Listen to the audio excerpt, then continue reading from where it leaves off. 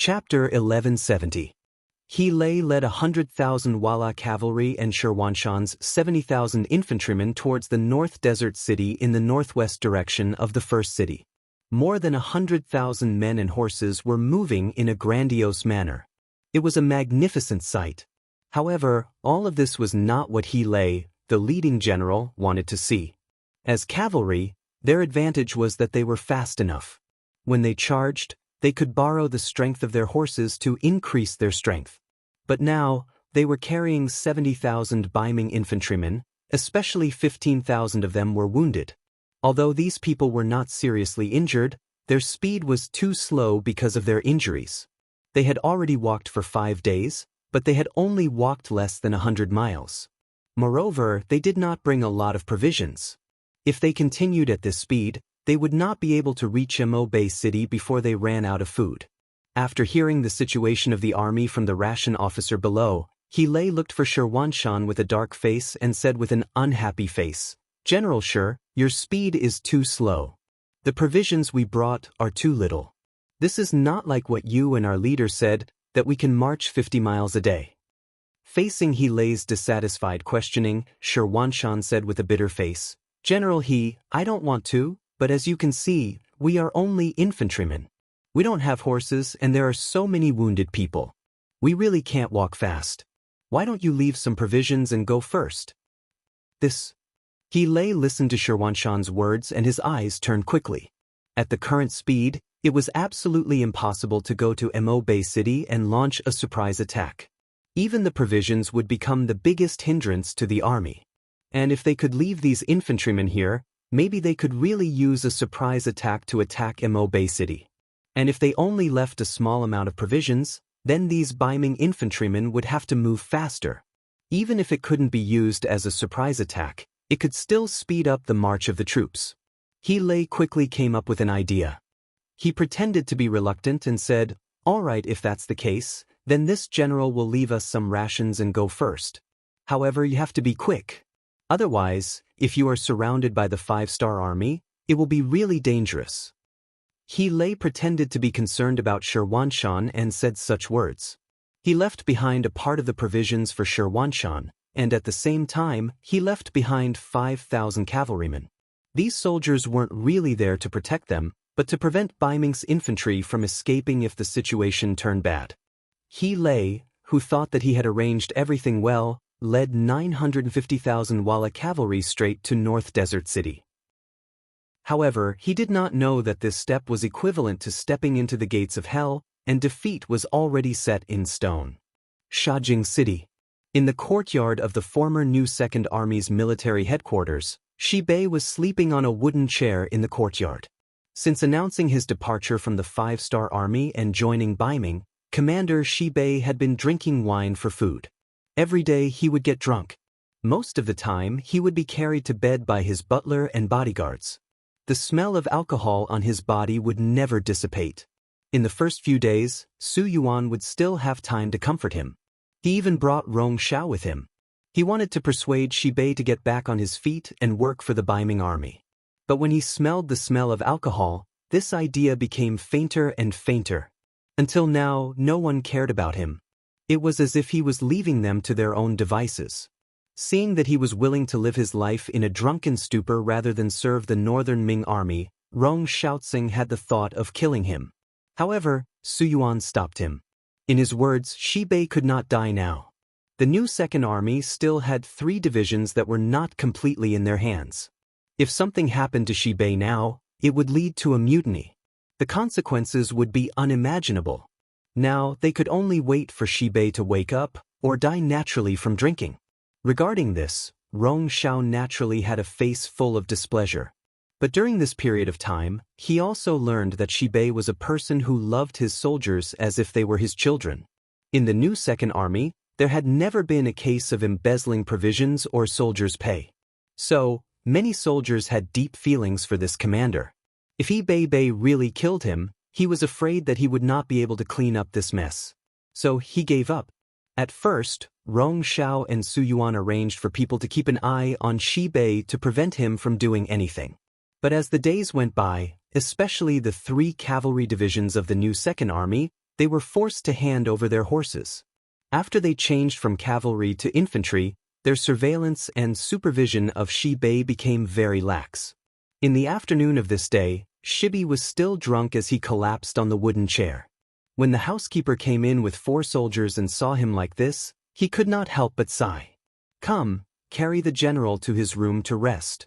Shibei was carried out of the courtyard as usual. The 4 Baiming army soldiers in charge of surveillance saw this scene clearly from a big tree outside the courtyard. Then, they leaned against the tree trunk and dozed off. At first, they would follow him to take a look, but every time, he would get drunk and not wake up. Sometimes, he would even vomit everywhere, causing them to retch as well. Thus, they gave up on the idea of following him. In their opinion, this was just a repeat of yesterday's story. There was nothing interesting about a drunkard. As usual, they left after Shibei was carried to the big bed in the inner courtyard. But unlike before, the housekeeper did not leave this time. Instead, he gently patted Shibei's thigh 3 times and said, "Master, no one followed you. It's very safe now." She, who had been unconscious and drunk just a moment ago, suddenly opened her eyes. There was no sign of drunkenness in her clear eyes. Without needing anyone to help him, Shibei straightened his body and said to the housekeeper, "Is he here?" "Yes, he's in the basement." "Master, feel free to go. I'll hide here. Even if someone comes, they won't notice anything unless they're close." The housekeeper nodded. Then, without waiting for Shibei to say anything, he was already lying on the bed. Then, he poured a jar of wine on his body. Immediately, the smell of wine filled the air and could be clearly smelled from 2 feet away. Looking at all of this, Shibei nodded in satisfaction. Then he gently moved the bedside table, revealing a passageway that could fit 1 person. Then his figure disappeared. There was a very secret basement in the general's residence. This was a highly confidential matter. Other than the housekeeper, even a former confidant like Su Yuan did not know about it. After Shibei entered the basement, he saw a candlelight lit inside. A figure was sitting at the table and reading a book. As if hearing the movement, the person began to turn around. Then, his face was completely revealed in front of Shibei. After seeing the person's identity, Shibei's eyes were filled with joy. Even his footsteps could not help but quicken. At the same time, he stretched out his hands. "Director Feng, why did you come here personally?" The Director Feng that Shibei mentioned was the director of the security bureau in Shi City, Feng Liang. As they used to work in Shi City, the 2 of them were familiar with each other. 2 days ago, the housekeeper told him that a person who claimed to be from the other side had entered the residence as a vegetable seller. However, there had been no suitable opportunity, so Shibei asked the housekeeper to arrange for the person to be in the basement.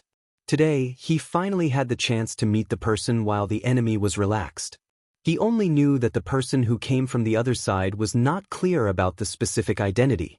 He did not expect that the person who came was actually Feng Liang. How could Shibei not be excited? After so many days, he finally saw one of his own. "Hee, Commander Shi, you've been wronged." As soon as he saw Shibei, Feng Liang chuckled. At the same time, he stretched out his hands to welcome Shibei. Just like that, 4 big hands were held tightly together. From their eyes, it could be seen that they were very excited. Feng Liang only said, "You've worked hard," which was enough to explain everything. It meant that they were very clear about Shibei's fake surrender, which saved a lot of effort. Thank you for your trust in me, 6th young master. However, I've already written a letter of surrender and it has been announced by Rong Xiao and the others. Could it be that the 6th young master?" Shibei was very touched that Feng Liang still trusted him. However, his heart was not completely at ease. After all, if it were him, it would be impossible to say that he did not have a knot in his heart. Looking at Shibei's nervous expression, Feng Liang chuckled and said, "As expected, the 6th young master guessed correctly. He said in the telegram that as long as you say a few words to Shibei, he will understand. Do you want to listen to it now?" Shibei nodded hurriedly. After he publicly surrendered to Baiming, the radio station was confiscated by Su Yuan. Shi Bei dared to do this because he knew that the other party would not use it at all. As long as he did not hand over the telegram interpreter, no matter how smart the other party was, they would not be able to understand the principle behind it. Because of this, he had not received any news from Yang Chendong for a long time. Okay, then I'll recite it to you, Commander Shi Bei. The sixth young master said, "Don't doubt the people you use, and don't use the people you doubt. This is a kind of helplessness. Don't doubt the people you use, and use the people you doubt. This is a kind of state. The biggest challenge and breakthrough for a leader is to use people, and the biggest breakthrough for using people is to trust people. Please give these 2 words to Shi Bei. Go back and experience it." Imitating Yang Chendong's tone, Feng Liang Bei slowly recited it and seriously listened to Shi Bei's words. Even when there was no sound in the basement, he was still immersed in the aftertaste. With his intelligence, even though he could not completely understand the meaning behind these 2 words, he had already learned a lot from the literal understanding. At least the 6th young master still trusted him. Thank you. Thank you, 6th young master, for still trusting me. But I don't know what I should do next. During this period of time, he had been pretending to drink wine every day, but he was also afraid of arousing suspicion, so he knew nothing about what was going on outside. However, he believed that since Feng Liang had taken the initiative to look for him, the environment and situation must have changed. Next, it should be time for him to be useful. Chapter 1171. There is indeed something that needs you to do. The 6th young master said that regardless of whether the surrender of Baiming is true or not, at least the outside world believes it. If you want to change people's impression of you, there are some things that you have to do. How about this? I'll talk to you about the situation outside. For the rest of the time, Feng Liang talked nonstop. From time to time, he would interject a few words, and from time to time, he would listen attentively. The 2 of them met for more than 4 hours. If it weren't for the butler lying on the bed pretending to be asleep, and the fact that he usually pretended to be too good, the matter of him waking up would have been exposed. Beginning city. The attack was still going on. Moreover, with Sun Guang's continuous orders, the attack became stronger and stronger. Sun Guang would not love the soldiers as much as Shirwanshan. In his eyes, these soldiers at the bottom were stepping stones to his glory. In order to achieve his goal, he would not care about the life and death of those people. After Sun Guang sent out a total of 5,000 people as the inspection team, the Northern Ming Empire's infantrymen under his command risked their lives and charged towards the inner city gate. Then, wave after wave of them rushed to their deaths, as if they wanted to open up a gap and rush into the city. In the city, the pressure was increasing. As the enemy's attack became more and more ferocious, the provisions in the city began to run out. Now, not only did the ordinary soldiers have no food to eat, but even the soldiers guarding the city could not eat a full meal. The situation was getting more and more critical day by day. As the stabilizing force of the beginning city, the new army commander, Tiger's Mane, was so thin that he was almost out of shape. His eyes were deeply sunken in. Compared to the others, not only was he hungry, but he was also under great psychological pressure. Before Yang Chendong left, he handed over the military and political power of the beginning city to him. Usually, he gave him so much support and trust. If he could not defend the beginning city, how could he still have the face to meet others? Commander, the Baiming army's attack is too fierce. Now, our soldiers are losing a lot of people. Most of them are hungry. The original 70,000 infantry soldiers are now less than 10,000 people. Even they can't hold on. Tomorrow at most, no. After tonight, I'm afraid they won't be able to hold on. Lu Zhuo, the commander of the 1st Cavalry Division, who was temporarily in charge of the defense of the city, was reporting the current military situation to Tiger's Mane in the 1st Army headquarters in the city. Can it only last for tonight? A hint of sadness flashed across Hu Mang's face. He now had tens of thousands of infantry and cavalry, but because of the lack of food, they could not form enough combat power. If this continued, even if the number of troops was large, it would be useless. Yes, if the Northern Ming army continues to attack tonight, I'm afraid that by tomorrow morning we won't be able to hold on. Lu Zhua's eyes were filled with helplessness as he spoke. Since the Beiming army changed its commander, Sun Guang had adopted a 24-hour non-stop attack method. This also doubled the pressure on the defenders of the beginning city. Young master, where is the young master? He did not ask about the situation of Lu Zhua's army, nor did he cheer him up. Without food it was useless to say more. Well, the telegraph operator has sent a telegram, but he still can't be contacted. Lu Zhua lowered his head and said. He can't be contacted? How is this possible? Didn't the young master leave the Liaodong region long ago and come here? How can he not be contacted? Someone, go and find Division Commander Yang Si. This result was obviously not what Tiger's Mane wanted to hear. Seeing that the situation was getting worse, he thought of Yang Si, the person who was personally appointed by the young master to manage the money and food. He did not believe that at this time, the other party would not leave any room for maneuver. The soldier agreed and walked out, but before he could leave the hospital he saw Division Commander Yang Si had already stepped into the courtyard leisurely. Division Commander Yang Si, our military commander is looking for you. You should go quickly. When he saw Yang Si, it was as if he had seen a relative, and the soldier said anxiously, "What's wrong? Is Tiger Head anxious?" When encountering a big matter, you have to be calm. Calm down. With a smile on his face, Yang Si said as he strode into the main hall. Yang Si appeared in front of him so quickly with a smile, which made Tiger's Mane very angry. Yang Si, you can still smile at this time. How can you be so heartless? Do you know that once the beginning city is breached, you also have a lot of responsibility? The beginning city will be breached? Don't joke around. This place is guarded by our most powerful division commander Tiger's Mane. No one can attack it. Yang Si said with a playful expression and flattered with a smile. If Yang Si said this in the past, Tiger's Mane would definitely laugh and scold him. Everyone would just treat it as a joke and let it go. But now, Yang Si still had such an attitude. Tiger's Mane was furious on the spot.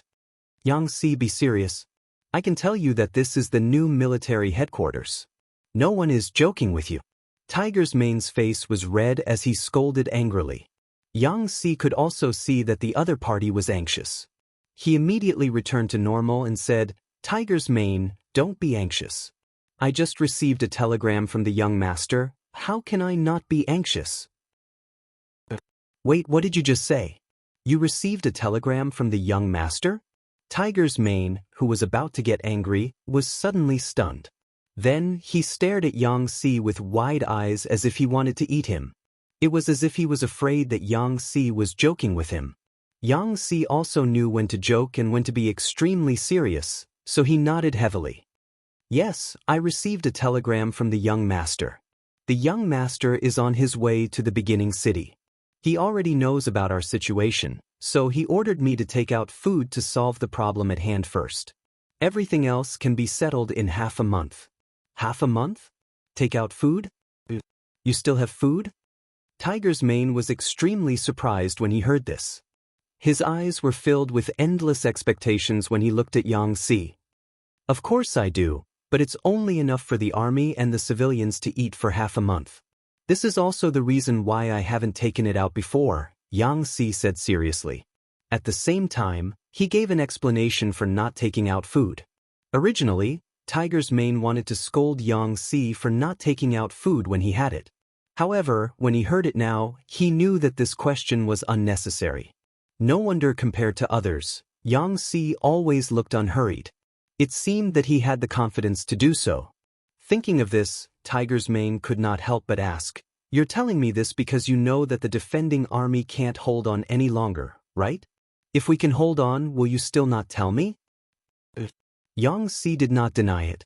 Although he was confident and seemed to be more unhurried than anyone else, he was always paying attention to the situation of the battle. He also knew that the 5-star army without food was already an arrow at the end of its flight. Therefore, he quickly sent a telegram to Yang Chendong to ask for instructions. After receiving a definite reply, he went to the new army headquarters. After making the promise, Yang Si saw that Tiger's Mane's face was a little ugly. Although he was under Yang Chendong's instructions this time, He did not want to affect the relationship between the two. Therefore, he explained, "Tiger's mane, don't be angry with me. This is all young master's idea." Long before the last time he left the city, he secretly dug a large cellar in the Yang residence with Longwei. You also know that the quality of the soil here is quite good.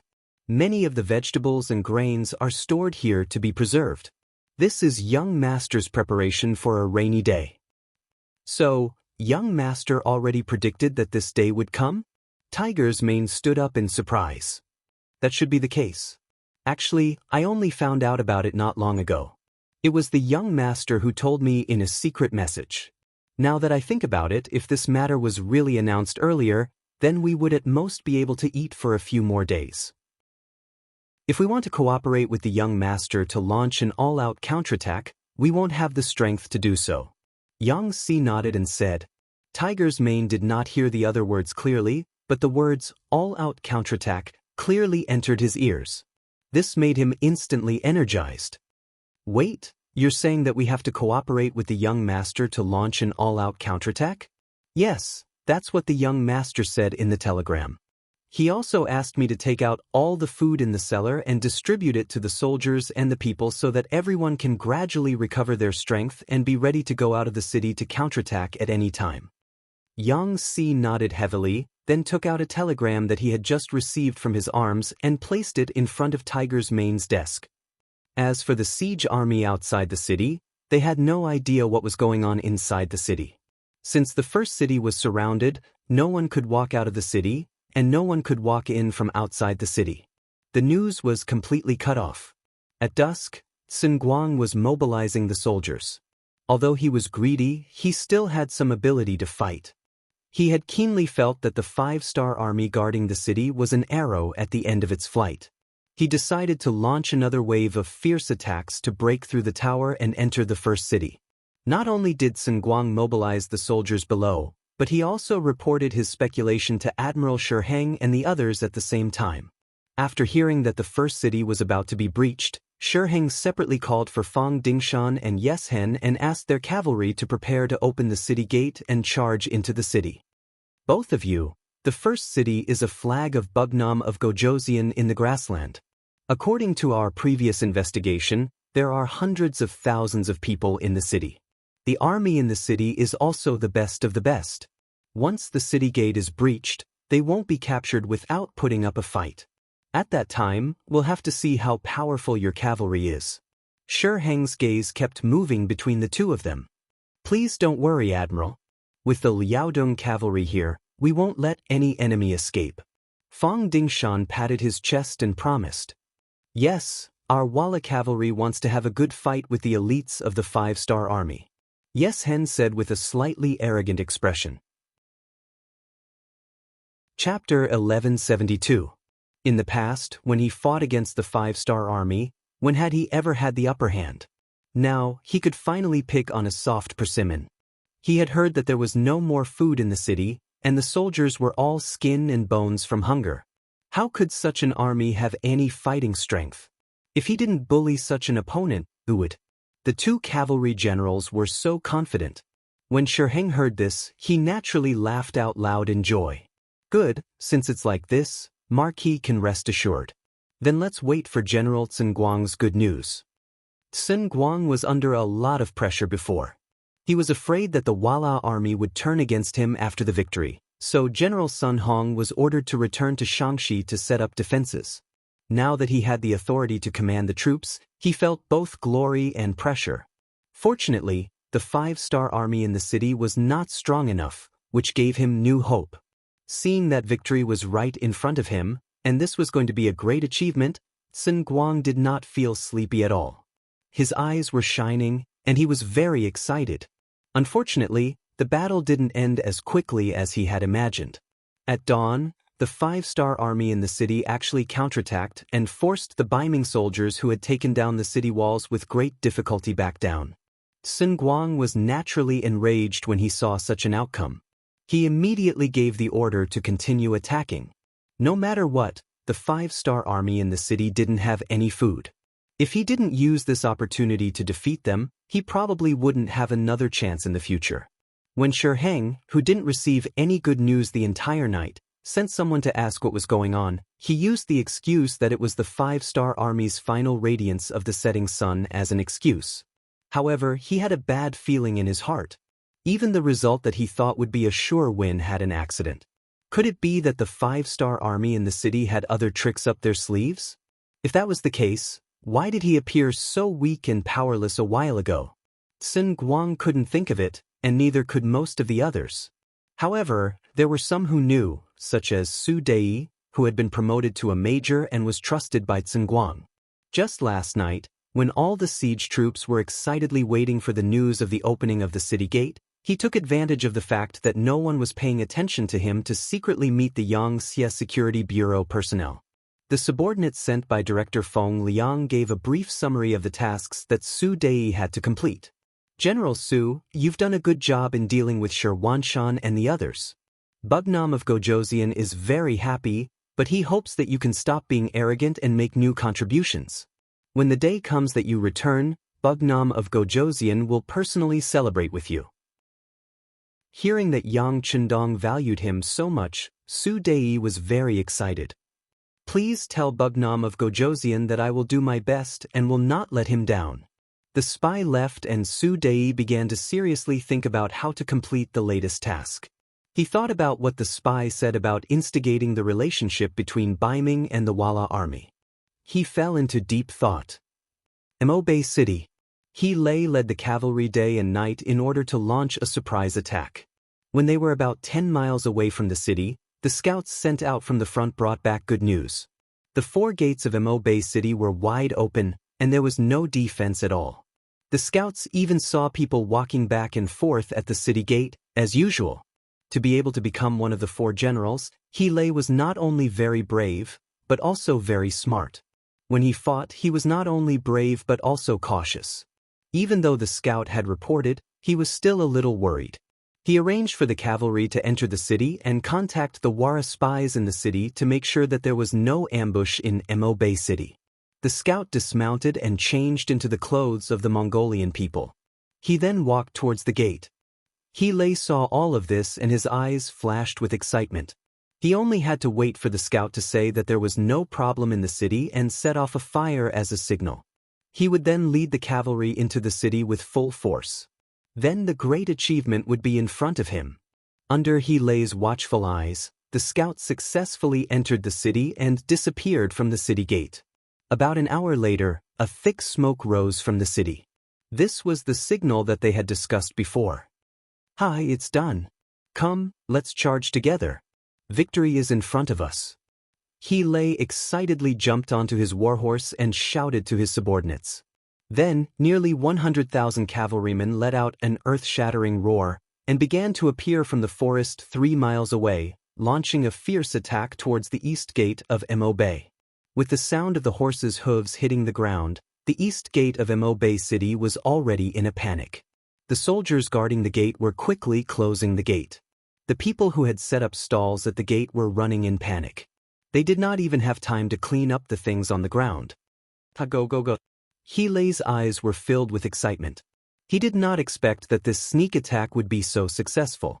Mo Bay City did not even have the slightest bit of defense. This was a great opportunity given to him by God. He must seize it. He's movements were very fast. Under his constant urging, nearly 100,000 Walla cavalry rushed forward like a gust of wind. From afar, it looked like a black tornado. No one dared to look directly at it. As the horses galloped, they were getting closer and closer to the east gate of Mo Bay City. 2 miles, 1 mile, when the patterns on the walls of the gate were clearly visible to the naked eye, even the gate that was closing was only 1/6 of the way closed. The terrified eyes of the 5-star army soldiers were infinitely magnified.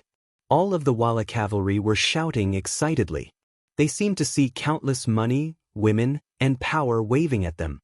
Everything was beautiful in front of them. As long as they rushed through the gate that was not closed, everything would be theirs. Without any defense, once they entered the city, no one would be a match for nearly 100,000 cavalrymen. At that time, even if the 5-star army gathered together, they would not have the ability to turn the situation around. When that time came, they would be able to defeat them one by one. Many of the Wala cavalry had a joyful expression on their faces. They were shouting all kinds of things and waving the sabers in their hands non-stop. They were as fast as flying. They came from afar to take the victory that was about to be in their hands. Plop, plop, plop, plop, plop, plop. Just when the situation seemed to be settled, an unexpected scene occurred. A huge pit appeared in front of them. The pit was more than 100 feet long and several feet deep. It was like a beast that devoured people's hearts. It opened its bloody mouth and swallowed the unprepared Wala cavalry into its mouth. They fell into the huge pit. The sudden scene caught the Wala cavalry off guard. In just one move, at least 1,000 cavalrymen fell into the pit and could not climb back up. However, the Wala cavalry was a branch of the Mongolian cavalry and was one of the strongest.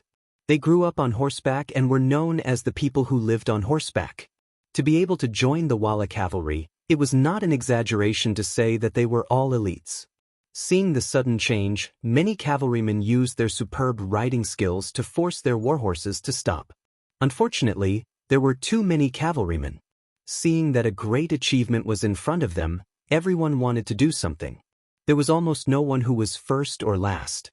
Everyone was giving it their all.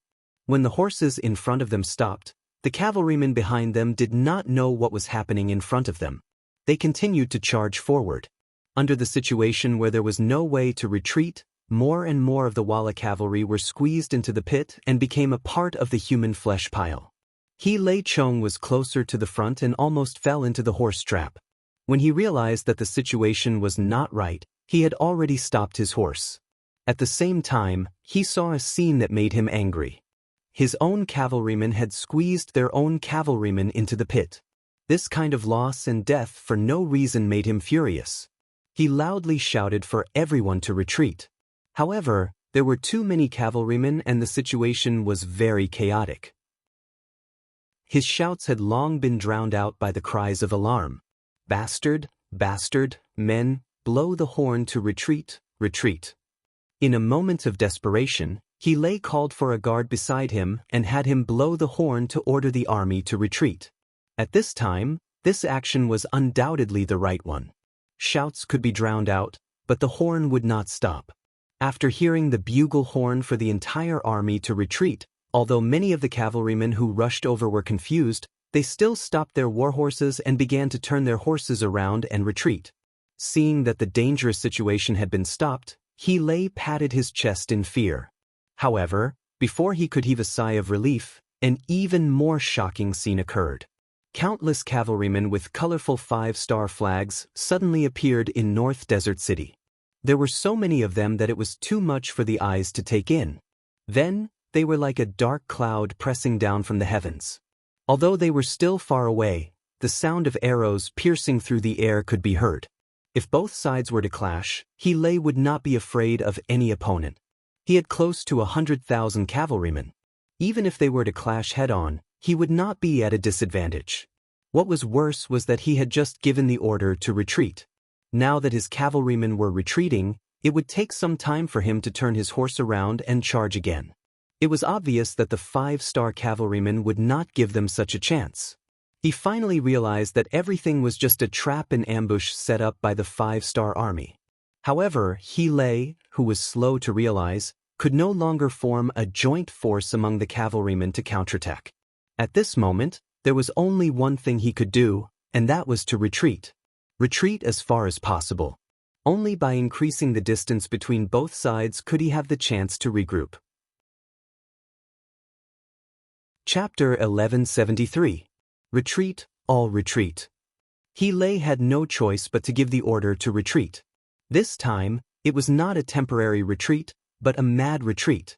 It was a competition of speed. From Mo Bay City, 20,000 Mabe army and 50,000 Mongolian cavalry charged out. The 20,000 Mabe army was naturally a ranking military force. Their strength was almost enough to reach the second rank. As for the 50,000 Mongolian cavalry beside them, their true strength was probably not even a third-rank cavalry. This was because they were made up of young Mongolian men who wanted to kill the enemy but had not gone through any formal training. Their strength was not as good as the enemy. This made Mo Bay Division Commander Xen Honghai and Deputy Commander Na Ri Song very distressed. Their strength was not as good as the enemy.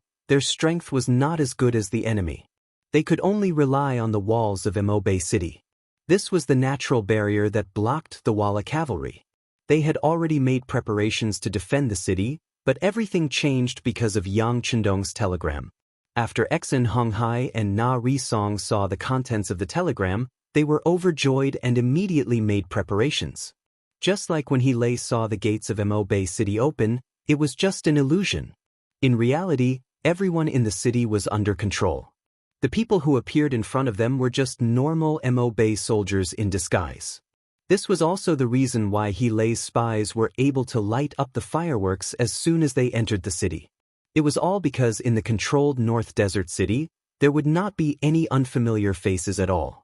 As soon as the scout sent by He Lei entered the city where they could not see, he was caught by Xen Honghai and the others. Under the condition that one of his arms was cut off, he learned of his mission. This caused the smoke to rise, which completely dispelled He Lei's last doubts. The horse trap had been dug long ago. After countless changes, Xen Honghai and Na Ri Song came to the conclusion that the best time to attack was when the enemy turned around and retreated. In other words, if He Lei had been willing to let the army continue to charge forward, the horse trap would have eventually been filled. At that time, Xen Honghai and the others would have had no choice but to face the Walla army head-on. No one could say for sure whether they would have won or lost. Fortunately, He Lei was a general who loved his soldiers and made a decision that was beneficial to the Ma Bei army. Because of this, he was hunted down. Chase, don't stop, and don't give them any chance to fight back. Xen Honghai's shout reached the ears of all the cavalrymen through the messenger's roar. The pursuit began. They did their best to catch up, not giving He Lei a chance to stop his horse and turn around. No matter how strong a cavalry unit was, if they were not given the opportunity and distance to charge, they would not be able to display their advantage. Under the pursuit, the Walla cavalry could not even display 30% of their usual strength.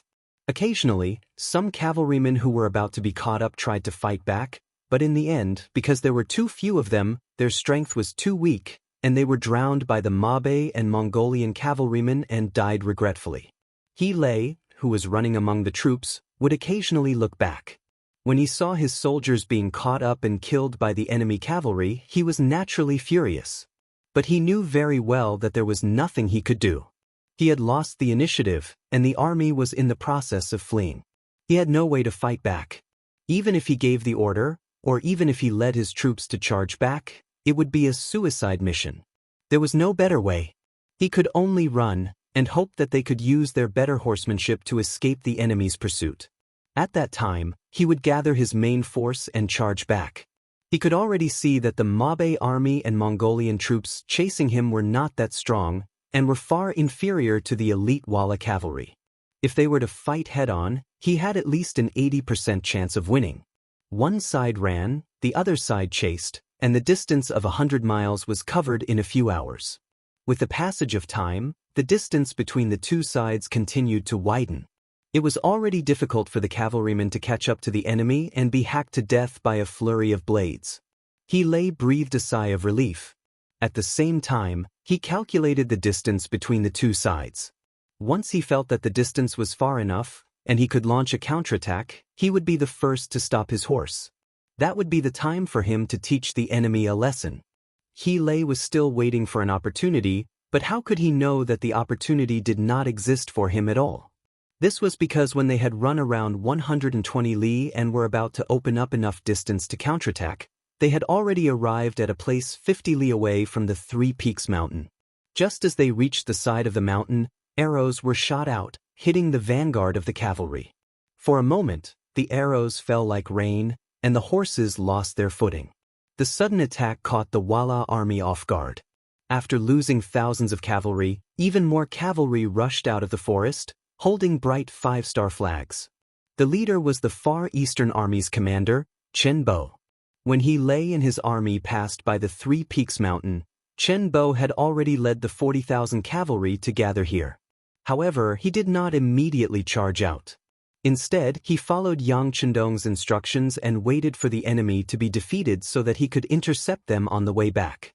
Everything was as Yang Chendong had expected.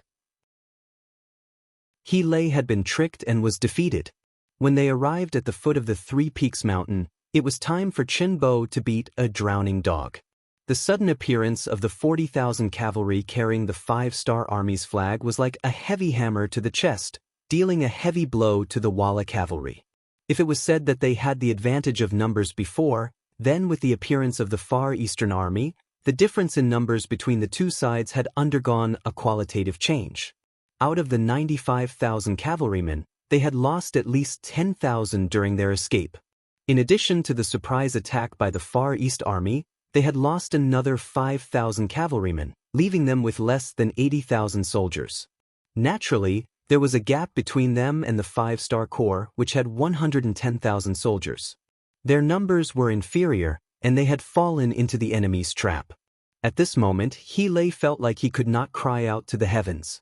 At this moment, any action of fighting would only be sending them to their deaths. The only thing they could do now was to escape, and to continuously escape. Retreat, don't continue fighting, retreat. He Lei's heart was dripping blood as he shouted loudly. His personal guards were constantly blowing the bugle horn to retreat. After losing more than 10,000 riders, the Walla cavalry finally broke out of the encirclement and continued to flee to the east. Chase. The two generals, Xen Honghai and Chen Bo, did not hesitate at all and decisively gave the order to continue the chase. For them, the battle had just begun. With Chen Bo's Far Eastern Army blocking the way, the distance between the two sides was once again shortened.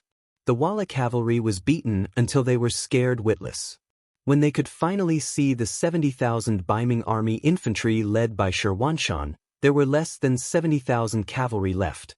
From afar, He Lei saw many figures in front of him.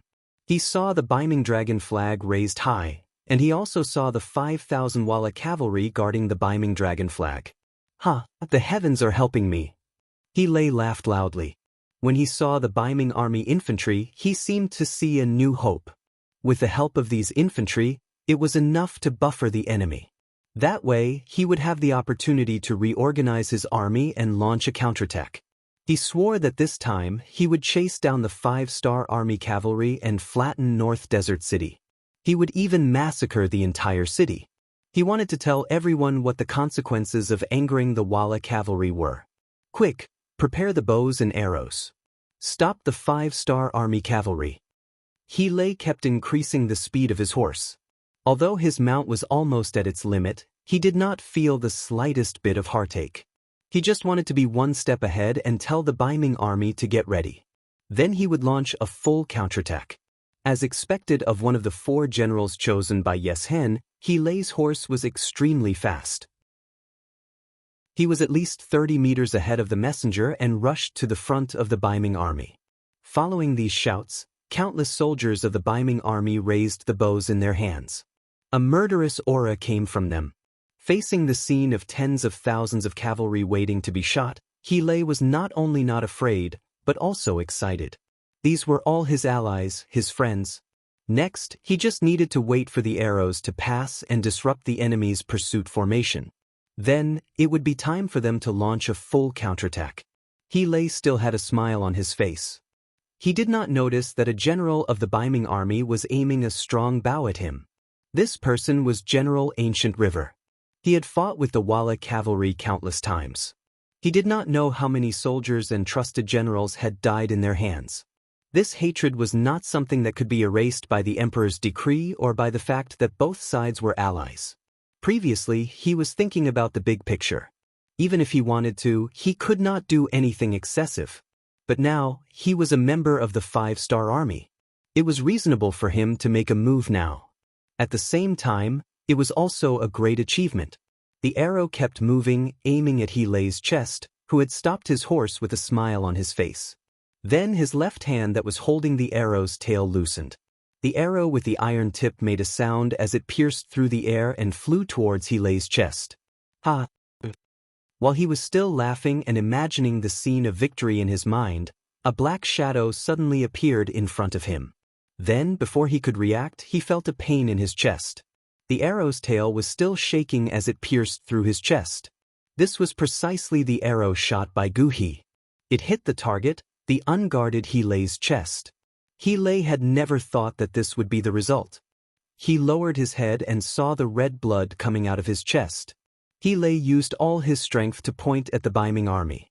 With a plop, he fell off his horse. One of the 4 generals that Yes Hen valued the most, He Lei, closed his eyes and followed in the footsteps of Ting Shu and Mu Tu. He Lei died like this in front of all the Walla cavalry. This scene shocked them so much that many soldiers could not help but stop.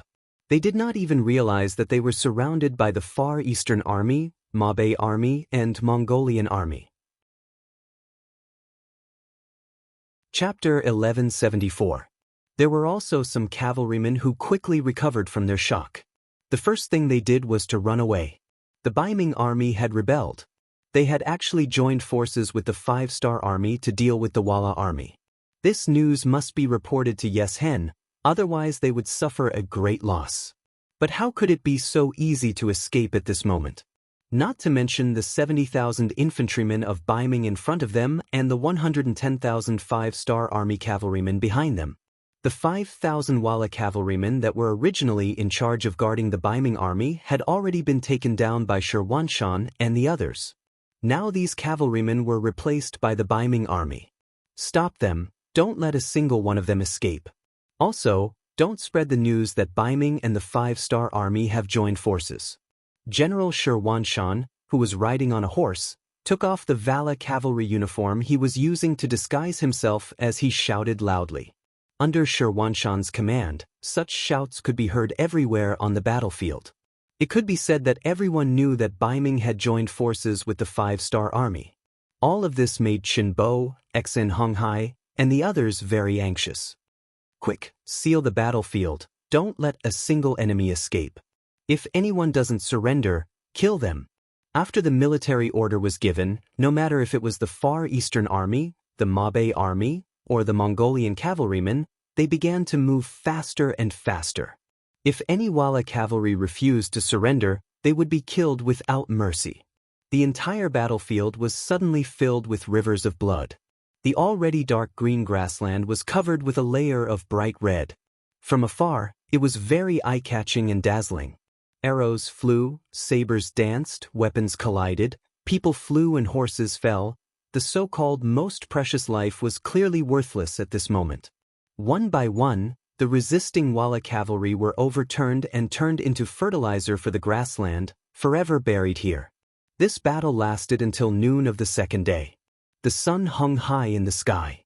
Only then did the dust settle and the clamors slowly die down. The ground was covered with the corpses of the dead Walla cavalry, as well as the flags that they were once proud of. But at this moment, those flags were already in tatters, as if they were telling the cruelty and difficulty of this battle.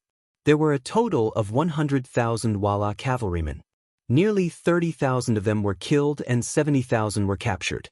Unfortunately, hundreds of cavalrymen took advantage of the night to escape. When this result was reported to General Qinbo, Xen Honghai, and Shirwanshan, they couldn't help but look at each other and laughed. Hundreds of cavalrymen ran away. I believe this news will definitely reach Yeshen's ears. Xen Honghai thought of the military order issued by Yang Qindong. At first, he felt a little embarrassed. After all, 100,000 Walla cavalry were coming. It was very difficult to defeat them, let alone kill them all and spread the news. But now, it seemed that the mission was completed just like that. Although his side also paid a certain price in this battle, for example, thousands of Mongolian cavalrymen died, and more than 5,000 Baiming cavalrymen died. But compared to the results of the battle, there was no doubt that it was a great victory. Definitely. Okay, next, the task of cleaning the battlefield will be handed over to General Shi. Commander Xen, we still have to hurry to the beginning city. Chen-Bo's face also showed a satisfied smile. But he didn't forget that this was only half of the mission. The most important step in this battle was to meet the beginning city. Well said. Generals, take care. Shirwanshan also knew that it was impossible for his infantry to maintain the same speed as the cavalrymen. But just as Shirwanshan's voice fell, a rider came from not far away. The rider was dressed in silver armor. It was Shirwanshan's deputy, Ancient River. "Generals, I also want to go to the battlefield with you to kill the enemy, but please help me." "Ancient River, don't make trouble," Shirwanshan shouted when he saw that Ancient River wanted to interfere. "General, I'm not making trouble. This time, we seized a lot of Wala cavalry's horses. I have just mobilized 10,000 soldiers. As long as they are given horses, they are willing to kill the enemy with me. General, how many small shoes did those people put on us before? Now is the time for us to take revenge." "Gu," he said with his eyes wide open, as if he was unwilling to admit defeat. Seeing that Ancient River was determined, Chen Bo looked at him with appreciation. "Not bad, you are a tiger, General. I think you can do it. Come, bring me a commander's cloak." The bodyguard immediately found a large black cloak, and Chen Bo personally handed it to Ancient River. "General Ancient, to be able to wear a cloak of this level, you are at least a commander in the 5-star army. I believe you will not disgrace it." "Thank you." Ancient River was excited. He stretched out his hands and took it. With a shake of his hands, the cloak spread with the wind and hung on his body.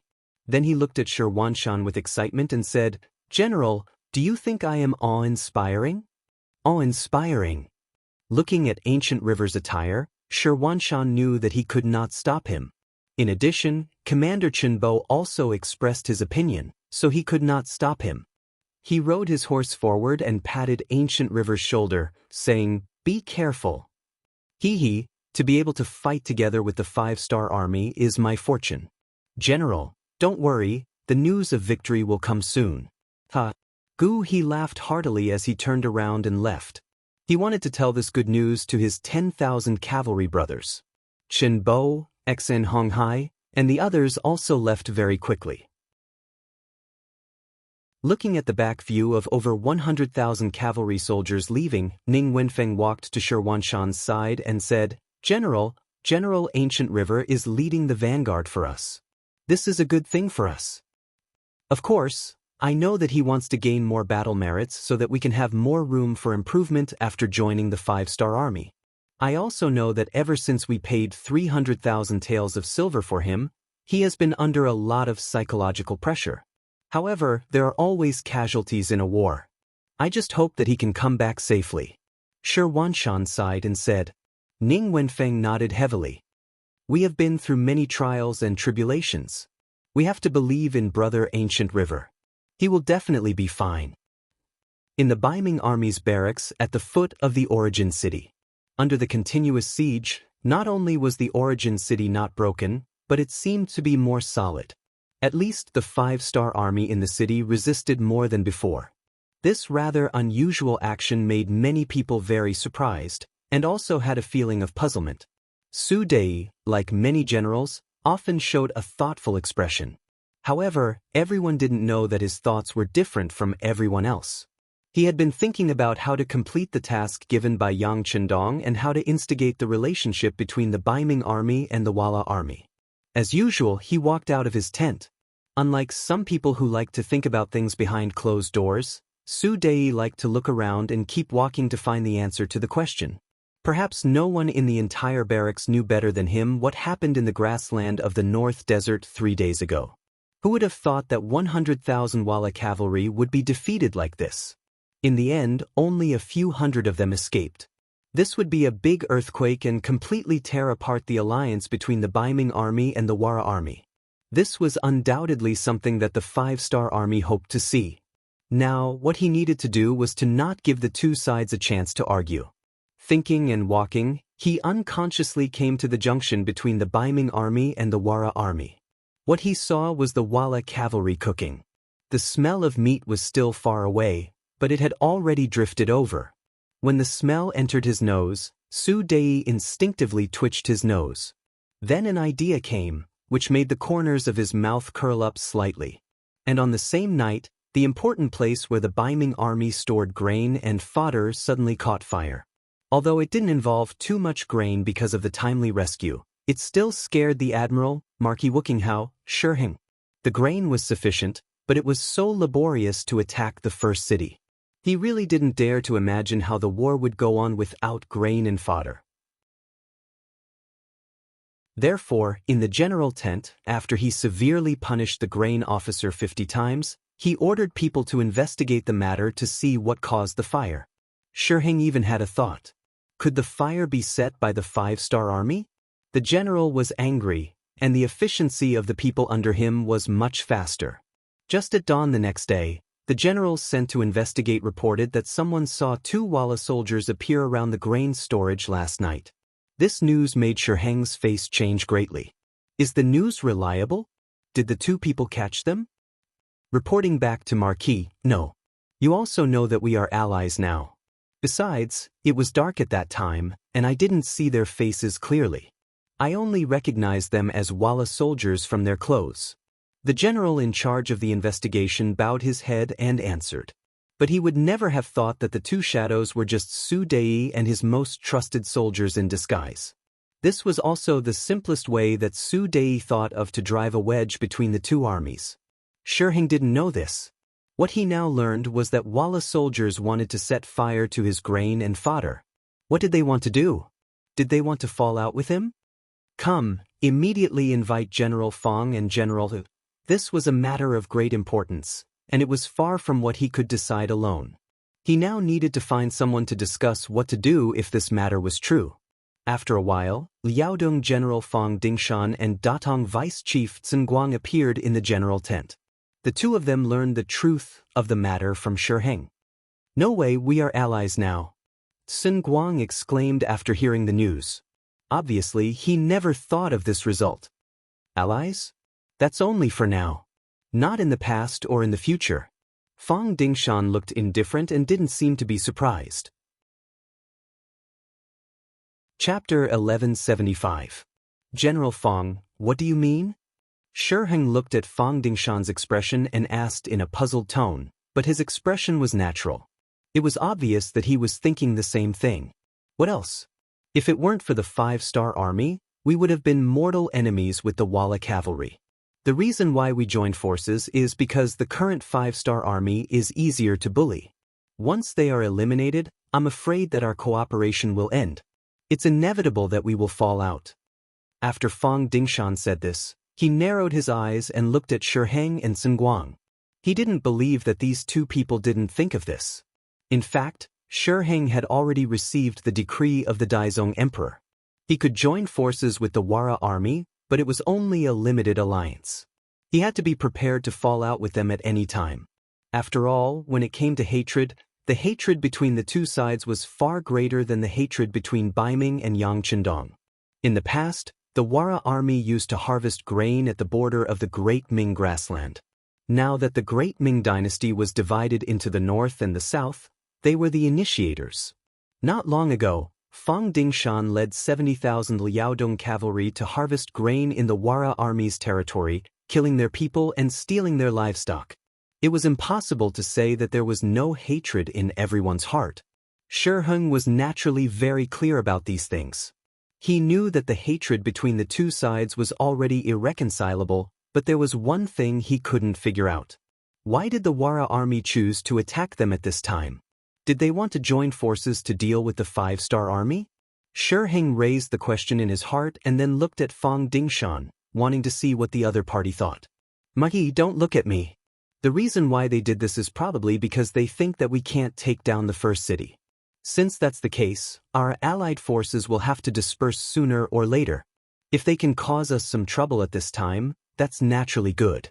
By the way, Marquis, please don't forget that the Shajing city and Jingzhou city that we're occupying used to belong to the Tile tribe. Speaking of this matter, Fong Dingshan did not even hesitate. It was clear that he was not optimistic about this alliance. This had a lot to do with Fong Dingshan's personality. He was originally a very arrogant person. In his eyes, only Baiming was orthodox. The 5-star army, the World Wara, and even the Southern Ming dynasty would all submit to Baiming soon.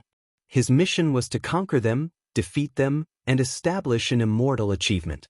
With such thoughts in mind, he had long regarded everyone as his enemy. In that case, it would be normal for the enemy to do anything to harm him. There was nothing strange or suspicious about it. If these thoughts were known by Su Dei, he would be very happy. This proved that his plan to sow discord had succeeded. You're right. It seems that we have to be careful of them. By the way, Generalson, how confident are you in taking down the first city? Shiheng nodded in agreement. What Fang Dingshan said was roughly the same as what he thought. However, there was one difference. In his eyes, the 5-star army was a bigger enemy. No matter how strong the World Wara was, they were only able to move freely on the grassland. In contrast, Bugnam of Gojoseon had the ability to penetrate the hinterland of Baiming. This was what he needed to guard against the most. When he thought of Bugnam of Gojoseon, it reminded him of the first city. He wanted to know how confident he was in taking down the first city. It should be soon. This time, Sun Guang was not as confident as before. It was not because of anything else. It was because the difficulty of attacking the city had increased over the past few days. The 5-star army that was guarding the city seemed to have been injected with chicken blood. They began to regain their vitality and were not as easy to deal with as they were in the beginning. However, with the advantage of besieging the city, he firmly believed that the other party would not be able to hold on for long. Therefore, it was certain that they would be able to take down the city, provided that they had enough time. Then let's speed up. Shiheng did not intend to urge Sun Guang. These days, the momentum of the siege was still very fierce. As the commander, he knew very well in his heart. Of course, he did not know that there was not much time left for him. By the way, General Fang, what do you think we should do next against the World Wara? Shiheng did not forget the purpose of asking the two of them to discuss this matter. What else can we do? We'll just have to deal with whatever comes our way. In the future, we will increase the number of soldiers guarding the provisions. In addition, I will also send people to keep an eye on them. Fang Dingshan said with a relaxed expression. If the other party still had 150,000 cavalrymen, he would be nervous.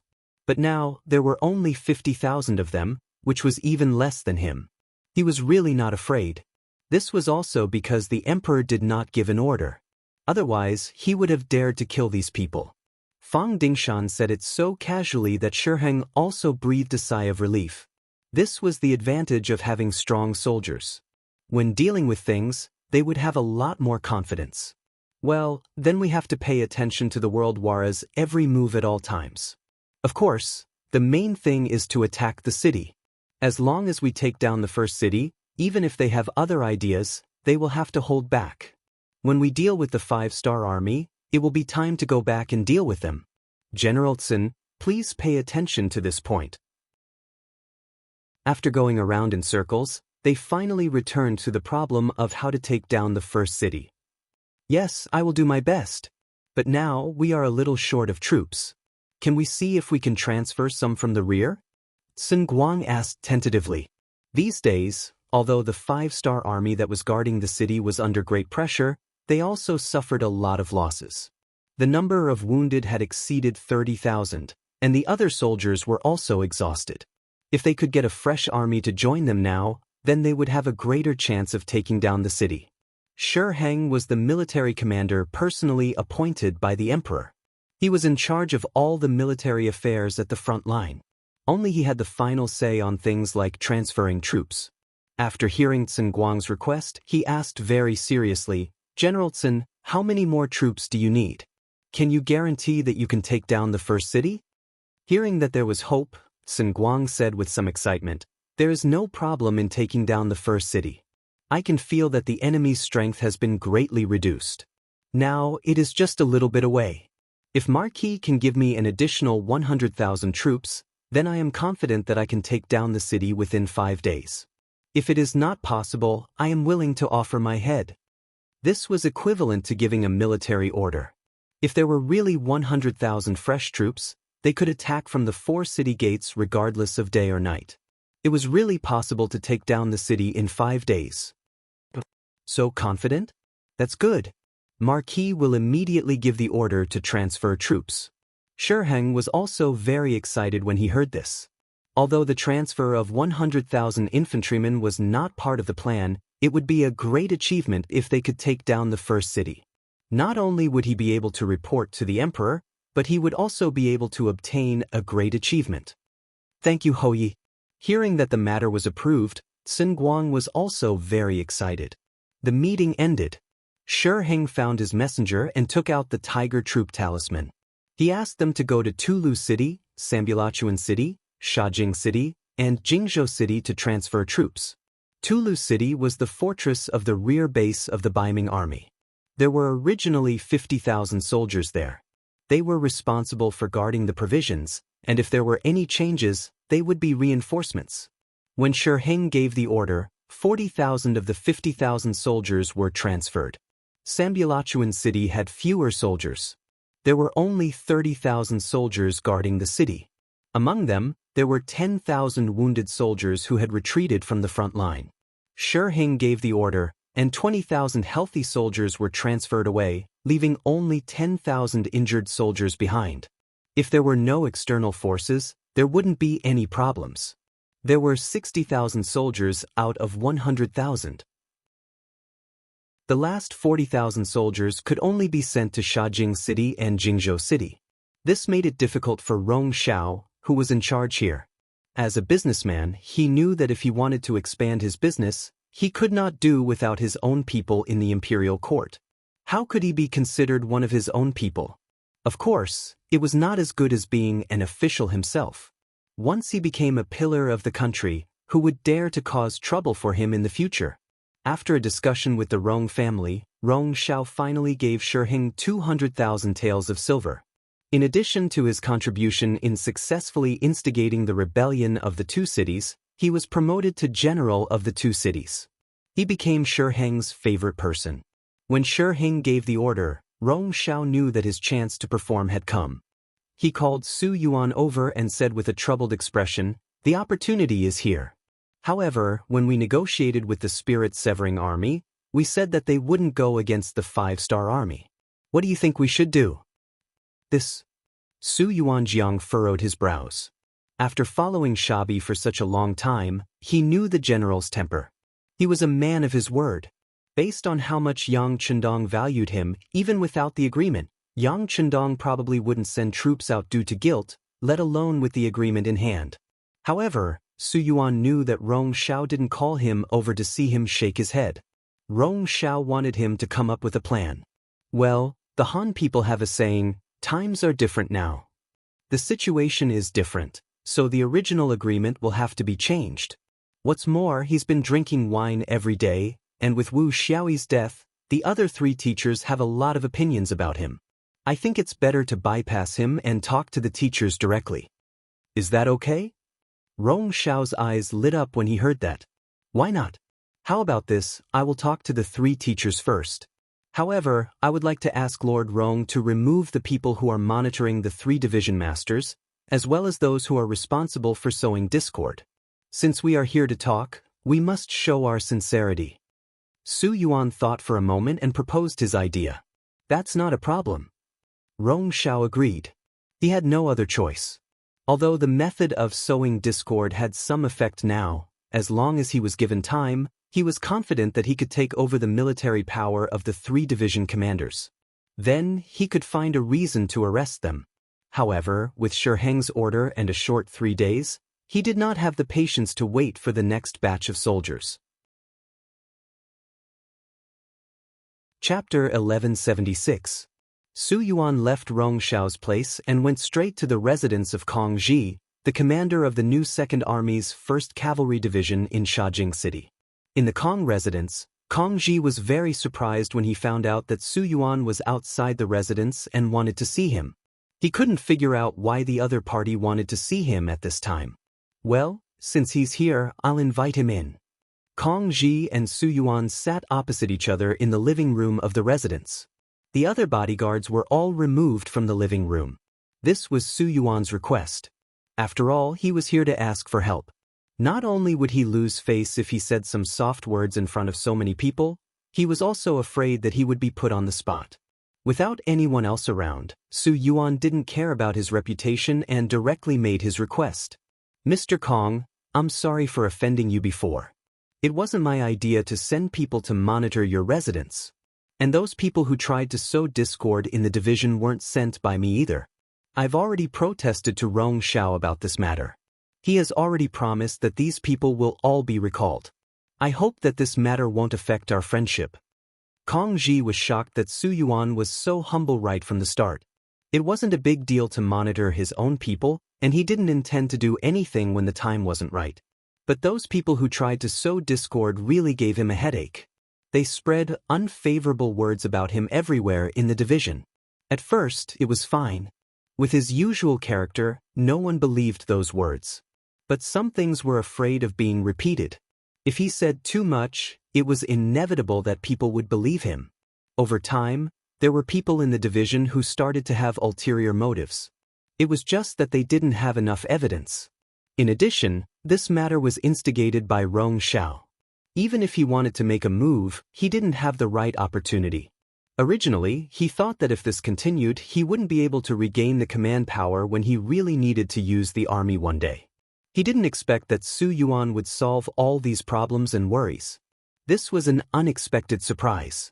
Of course, since he did such a big thing for him, he must have a favor to ask of him. Kong Ji didn't believe that a pie would fall from the sky. So although he was happy, he pretended to be calm and said, "Mr. Su, we're not outsiders. Just tell me, what price do you need me to pay?" "Mr. Kong, you're really straightforward. It's like this. The military operation to attack the first city is going smoothly, and it looks like we will be able to take it in a few days. Considering the problem of maintaining the safety of that place in the future, Admiral Shiheng ordered our new Second Army to send 20,000 soldiers to assist. The mission given was to send 40,000 soldiers. Rong Xiao had 20,000 soldiers. Now that there were only 20,000 soldiers left, he had to rely on the new Second Army. With the current strength of the new Second Army, there were a total of 4 divisions. If each division could send 5,000 soldiers, then the number would be enough. When he heard that the beginning city would be conquered in a few days, Kong Ji's heart started to beat more frequently and faster. If the beginning city was really conquered, then when would he be able to return to the 5-star army? Fortunately, Su Yuan's next words made Kong Ji heave a sigh of relief. At the same time, he also saw the other party's real intention. Baiming did not have enough soldiers at the front line. They must have fallen into a difficult situation when attacking the beginning city. Otherwise, they would not have come to beg him. After knowing the other party's purpose, Kong Ji felt relieved and started to pick up his gun. "Mr. Su, I'm sure you still remember the agreement that the military commander signed with you. The first clause is that we can't be enemies with the 5-star army anymore. We were forced to surrender. We've already let down Bugnam of Gojoseon. How can we go against our conscience and be enemies with them? We really can't do such a thing." Su Yuan revealed an expression that said, "As expected." He knew that the other party would say this. Then he smiled and said, "Mr. Kong, you've misunderstood. Didn't I say just now? These troops are not going to fight with the 5-star army. They are only responsible for the defense of the beginning city in the future. You also know that even if there is no 5-star army on the grassland, there is still the Walla cavalry and the Mongolian cavalry from various tribes. They are not so easy to deal with. The beginning city is such a big city in front of us. If we don't have enough troops to defend it, we will face the danger of losing it at any time." The reason given by Su Yuan was very suitable. Kong Ji could not find a reason to refute it. However, their division only had more than 8,000 people. If 5,000 people were transferred away all of a sudden, their strength would be reduced by more than half. This was not what he wanted to see. It was certainly a good thing to be able to remove the people who were monitoring him and spreading rumors in the army. However, how to agree to the other party's request without being heartbroken was what Kong Ji needed to consider. He did not speak for a long time. He looked at Su Yuan and asked anxiously, "Mr. Kong, say something. Sir Rong Xiao is still waiting for the news." "Well, it's really impossible to transfer 5,000 people from a division." Kong Ji had a rough idea in his mind in a short period of time. He finally spoke. As soon as he spoke, Su Yuan was immediately unhappy. "Mr. Kong, What do you mean? I just said that we are not going to be enemies with the 5-star army. Wait, Mr. Su, wait for me to finish. You just said that these troops are not rushing to the beginning city to be enemies with the 5-star army. They are responsible for defending the city after taking it down. If that's the case, what do you think about this? I'll transfer 2,000 people from the division to you. Then, you'll recruit 3,000 able-bodied men from the city as soldiers. In this way, won't you make up 5,000 people? The advantage of doing this is that it won't affect the combat ability of our new second army. It can also help you complete the mission. Isn't it the best of both worlds? Besides, it's just a mission to defend the city. It's not difficult. Even if they haven't undergone any training, they can still do it well. What do you think? Kong Ji came up with a way to get the best of both worlds. He needed to ensure the combat ability of a division. The organization could be incomplete, but they could be pulled and fought when there was a mission. Therefore, he had no choice but to come up with this plan. Originally, Su Yuan wanted to say something. However, when he heard this method, his attitude became a little hesitant. Since he did not reject it immediately, there was a way. Kong Ji added fuel to the fire and said, Mr. Su, why does Baiming value us so much? Isn't it because our army has a certain level of combat ability? If we don't have this characteristic, who will still value us?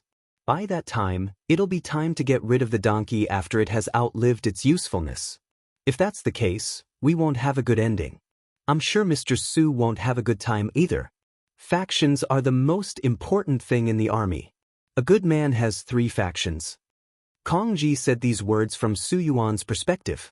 This made Su Yuan, who was originally hesitant, finally make up his mind. Not bad. Mr. Kong, you're indeed a talented general with both wisdom and courage. You're right. How about this? I'll go talk to Mr. Rong Xiao now. Oh, by the way, about the 2,000 people that the 1st Cavalry Division will send out, please make early preparations. Sure. I'll make the arrangements now. Kong Ji thought about how some people in the division were dissatisfied with him. Some of them were simply spreading rumors. He didn't know how to deal with these people. Now that there was an opportunity, it would be good to get rid of them so that he could better control the troops. Su Yuan left in a hurry. He did not know how he told Rong Xiao, but the matter was settled. Then, the recruitment of soldiers in the 2 cities began. They were not working for the 5-star army, which was for the people. The people were not very enthusiastic about joining the army. In the end, there was no other way. The recruitment became a recruitment of able-bodied men. Who asked Shiheng to be so anxious? Rong Xiao, who wanted to show off, had to do things well. Not only that, he also decided to personally send 40,000 troops to beginning city to curry favor with Shiheng. Under beginning city, the siege was still ongoing. Since the military order was made in front of Shiheng and Fang Dingshan, under the command of Sun Guang, the attacks became fiercer and fiercer. Several times, their soldiers rushed up the city tower. Although they were eventually suppressed, at least they saw the dawn of victory. The siege was very lively. The Wara war camp under the city was unusually quiet. This kind of siege warfare was not suitable for cavalry. They had been under the city for a long time, and some of the cavalry were even lazy. But all of this changed with the return of a few Wala cavalry. They were the Wala warriors who followed General He Lei to the battle. They were lucky enough to escape. Naturally, they had to return to the camp and report everything they saw and experienced to their leader. In fact, they were not the only ones who returned. Not far from the camp, there were hundreds of cavalry waiting there. Everyone heard Shirwanshan's shout and knew that Baiming had joined forces with the 5-star army. They were worried that once they returned, they would alert the enemy, so they sent a few representatives back to the camp. In the leader's tent, Yes Hen received these deserters. After learning that He Lei died in battle and only a few hundred of the cavalry escaped, he was so angry that he flipped the desk in front of him and said angrily, "You said that the reason why we lost was because the Baiming army stabbed us in the back, right?" "Yes, leader. We saw it with our own eyes and experienced it personally. Otherwise, with our fast horses, no matter how many enemies there are, they can't stop us." Several soldiers who escaped knelt on the ground and kowtowed. Good, good, good. What a good Baiming army. I trusted them so much, but they dared to play tricks behind our backs. I'm going to find Shiheng and ask him for an explanation. Yes Hen could not suppress his anger and was about to leave the tent. You can't. A figure blocked his way, and then that person knelt on the ground. Leader, you can't do that. Baiming and the 5-star army have joined forces. If we go to them now, not only will it not have the slightest effect, but it will also alert them. If we don't do it well, they will do harm to our leader. The person who spoke was the deputy general that Yes Hen had just promoted, Chao Lu. In Mongolian it meant stone.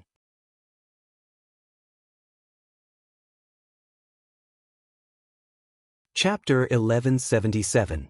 This person was very burly and had good skills.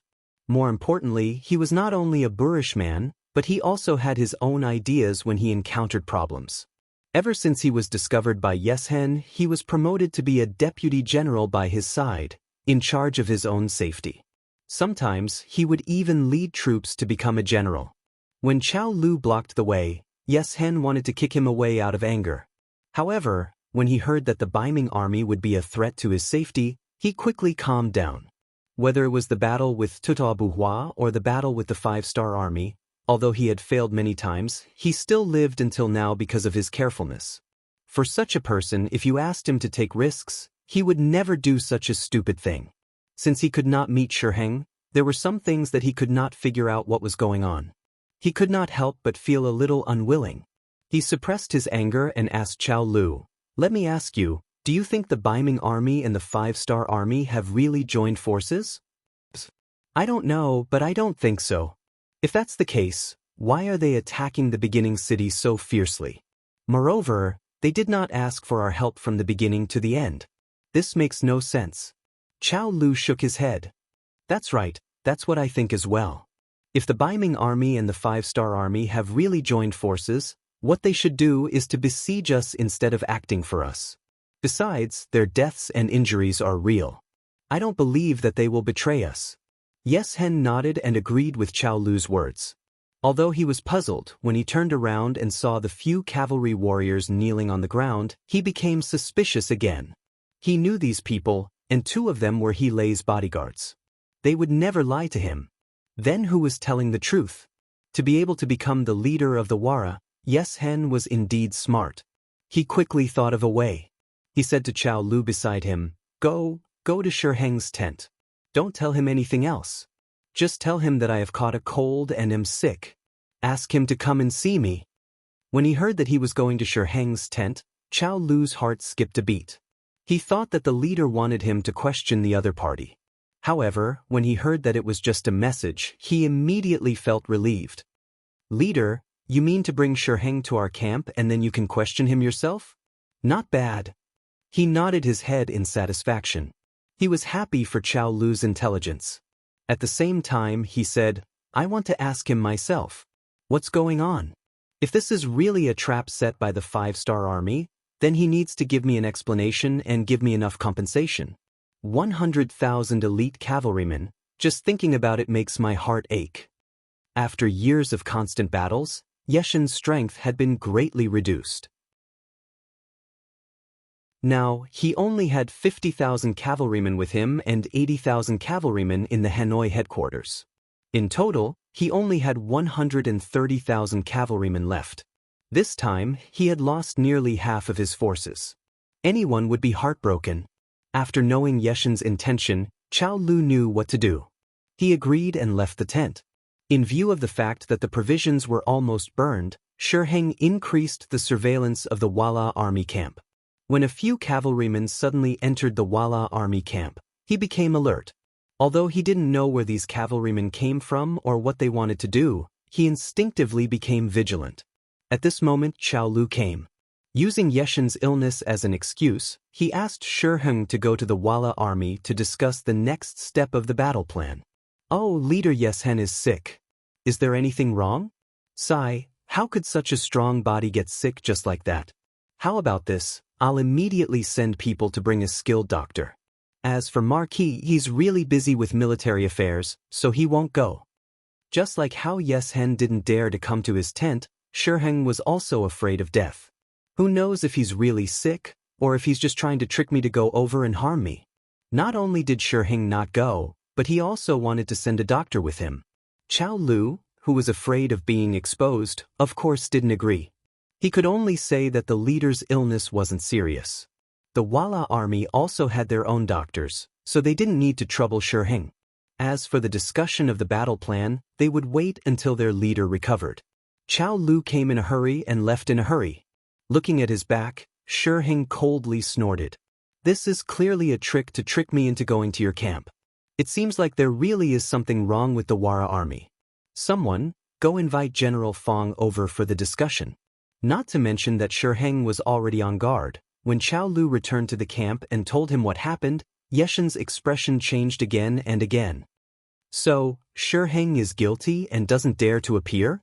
Yes, leader, that's the feeling I get. It seems like there really is something wrong with the Baiming army. Chao Lu expressed his feelings. But why would they do this? Don't they know that compared to us, the 5-star army is their biggest enemy? If we let it continue, sooner or later, Baiming will regret it. Yes Hen didn't understand and sighed. Then he shook his head and said, forget it. Since we're not on the same side, there's no point in staying here. Let's just leave. Knowing that there was danger, Yes Hen wouldn't stay here and be a live target. Leaving was what he thought he should do. But he didn't expect that Chao Lu would stop him. Leader, this matter can't be rushed. We just went to find Shiheng during the day. If we prepare to retreat now, they'll definitely notice. I don't think the Baiming army has any intention of targeting us right now.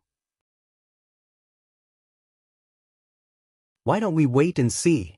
We'll leave when they relax. This way we'll be safer. Knowing that Hu Lu was right, Yes Hen nodded in agreement. That's good too. In order to confuse them, we'll tell them that I'm sick and won't be around for 2 days. But you have to find those generals in private and tell them to prepare to retreat at any time. As long as we can leave here safely, some things should be thrown away. After sighing, Yes Hen came to the bed in the tent and laid down. He was really going to pretend to be sick. In the Baiming army's main tent, Shiheng found Fang Dingshan and told him about Hu Lu's intentions. Then he asked for his opinion. General Fang, in your opinion, does Yes Hen want to harm Marquis? Fang Dingshan didn't respect Shiheng from the bottom of his heart. Especially after working together for a while, he found that this person was very afraid of death after he got a high position. His ability was only above average, and he was even worse than Fang Dingshan in some aspects.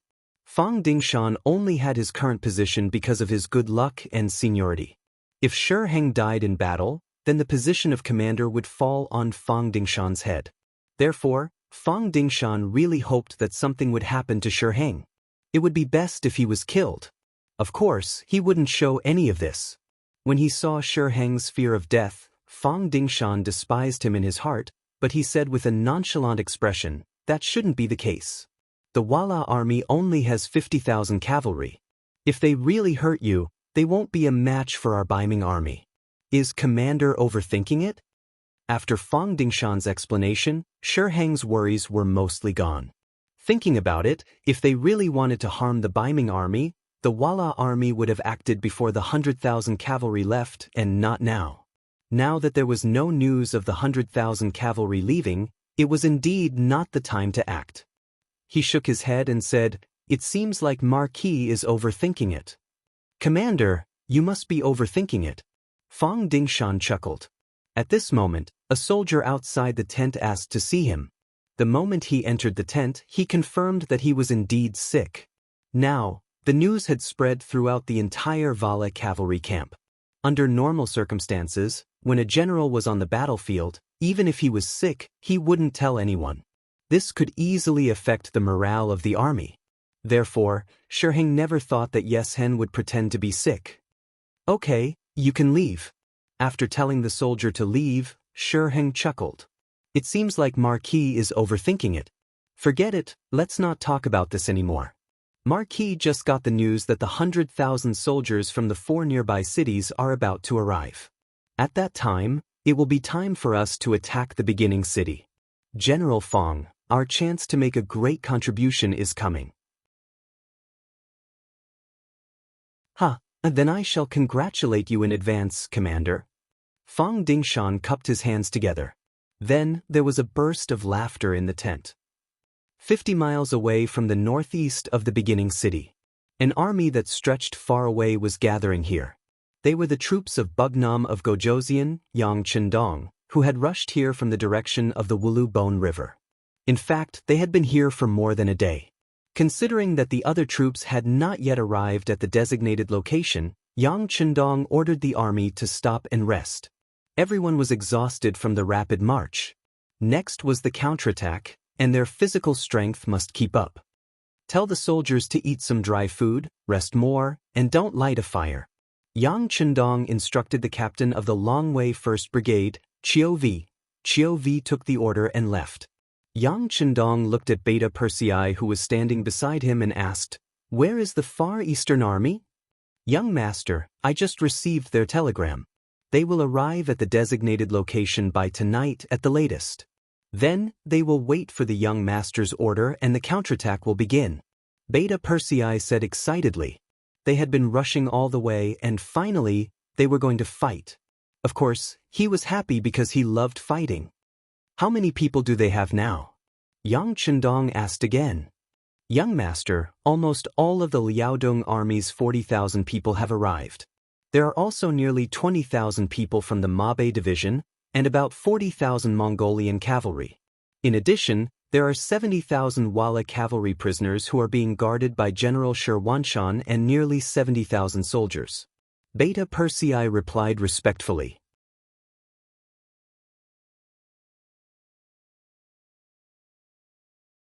Chapter 1178. Okay, Yang Chendong's eyes showed confidence when he heard that there were 100,000 cavalry to help. "Tell Wang Shan to inform Tiger's Man that we will launch a full-scale counterattack tomorrow morning. We will make the enemy pay the price and let them remember this painful lesson." "Yes," Beta Persei agreed and turned to leave when he heard that the battle was tomorrow. "Wait. Send a telegram to Feng Liang and tell him to inform Shabei to regain control of Shajing and Jingzhou City and cut off the retreat of the Wala cavalry." Yang Chendong thought that if it were not for the participation of Yeshen's troops, the Baiming army would not have been able to attack New City for such a long time without any worries. He was determined to hit them hard and even had the idea of taking down Yeshen. The telegrams were sent out one by one. Chen Bo, the commander of the Far Eastern Army, who received the telegram, issued an order to inform the troops to have a good rest tonight and start the counterattack tomorrow morning. The telegram was sent to Tiger's Man in Jingzhou City, which made him excitedly slap the desk. A good desk was ruined just like that. Great. Immediately inform Lord Yu, Division Commander Yang Si, and other division commanders to come to the military headquarters for a meeting. Hu Mang laughed heartily. After waiting for more than a year, news of the counterattack had finally arrived. It was time for him to vent his frustrations. Shajing City. Director Feng Liang, who had been hiding in the basement, almost shouted out in excitement when he received the telegram from Yang Chendong. After suppressing the excitement in his heart, he gently knocked on the wall door leading to the ground room. After a while, Shabei walked in. Since Rong Shao left with 40,000 soldiers, most of the people who were monitoring him before also left, leaving only 2 people on the big tree outside the courtyard. They were only responsible for watching Shabei and not letting him leave the hospital. As for the situation in the courtyard, they didn't even want to look at it. A drunkard was not worthy of their attention. As soon as he entered the basement, he saw Feng Liang's excited look. Shabei was also happy, but he still asked tentatively and expectantly, "Director Feng, is there any good news?" "You're right," the 6th young master called. "Take a look at it yourself," Feng Liang said and handed the telegram to Shabei. Then he saw the dignified man, who had silently swallowed all the grievances he had suffered, burst into tears. Good. The 6th young master still believes in me. He has also given me an important task. This is the time for us to shed our shame. These days, Shabei's mental pressure was great. He had no choice but to surrender, and there was even an element of faking it. But how many people could understand him? Could the 6th young master really understand him? At least if it were him, if his subordinates publicly announced their surrender to Baiming, he would not believe them no matter what. Putting himself in Baiming's shoes, did Yang Chendong really trust him that much? This had become the biggest question in his heart all this time. Even though Feng Liang appeared in front of him, he was still very happy. However, this did not mean that the sixth young master really believed him. What if the sixth young master came to calm him down? Before he got the final answer, he could imagine how worried Sha Bei was. Now that he saw this telegram, he could finally be relieved. If Yang Chendong did not really trust him, how could he tell him the war plan in advance? When he thought about how the sixth young master still believed in him despite what he had done, Sha Bei felt like a gentleman would die for his bosom friend. What was not worth risking his life for? After he calmed down and walked out of the basement, Sha Bei's spirit changed at this moment. Steward, do two things. First, bring people to kill that annoying fellow on the tree outside the courtyard. Second, inform Kong Ji and the other two teachers to come to my place for a meeting. The aura of a superior reappeared on Shibi's body, and his words were clear and forceful. The steward, who was originally a little stooped, suddenly straightened his body at this moment. He asked as if he did not know his master, "Master, killing people, this? Don't be afraid. The weather will change soon. Some bedbugs should be dealt with very early," Sha Bei said with an imposing manner. Shajing City was nearly 1,000 miles away from the first city. It was unknown how long it would take for the news of the counterattack to arrive. He could prepare in advance here and did not have to worry about the news being leaked. Seeing that Sha Bei was so confident, the steward, who had been holding his breath for a long time, immediately said, "Yes, master. Don't worry. I'll arrange it now." They were just two soldiers in charge of the surveillance mission. When they were still leaning against the tree trunk to rest, two arrows suddenly pierced into their bodies. The speed and ferocity of the arrows was so fast that they didn't even have the strength to scream before they were sent to meet the King of Hell. After an hour, Kong Ji and the other two division commanders rushed to the new Second Army's military headquarters and saw Sha Bei, who had changed into a brand new general's military uniform. You're here. Take a look. Wearing the 5-star Army's military uniform is still the best." Sha Bei laughed and turned around. "Military commander, you're?" Kong Ji asked in confusion, but he already had a vague feeling in his heart. "Come, it's time to tell you the sixth young master's plan. Division commanders, listen up," Sha Bei said in a powerful voice. The 3 division commanders stood up straight because of this. The long-lost feeling returned to their bodies. Su Mansion. Su Yuan was eating dinner. Compared to normal people who only ate one dish, or at most 3 or 4 dishes, he had more than a dozen dishes in front of him. Not only that, but there were also 2 beautiful women by his side. Ever since he submitted to Baiming, Su Yuan's life had fallen into debauchery. No one came to control him, and no one dared to control him. This made him more and more lawless and unruly. Especially after Rong Xiao left, the entire city was completely under his control. He had even less scruples. Even when he ate, he was very ostentatious. He did not even need to use his hands. Instead, he needed someone to feed him, and it had to be a beautiful woman who fed him. While he was enjoying everything, he did not know that his brothers from the 1st Cavalry Division, led by Kong Ji, had surrounded the courtyard. His military power had already fallen. Those old brothers he trusted were either poisoned to death at home by the concubines of the CIA agents, or were ambushed and killed or captured by Kong Ji and the others on their way home or to the barracks. As for the infantry division, although there were 2 or 3 old brothers who escaped the net, because of their lack of strength, Sha Bei personally led the army into the barracks and dismembered them. Su Yuan was a selfish person. Ever since he took control of the military and took over Sha Bei, even if there were benefits, he would only share them with those old brothers. As for the ordinary soldiers under him, he did not care at all. The soldiers who were used to receiving high salaries from the 5-star army suddenly lost their source of income. Even if there was, it was pitifully little. Which one of them did not feel angry in their hearts?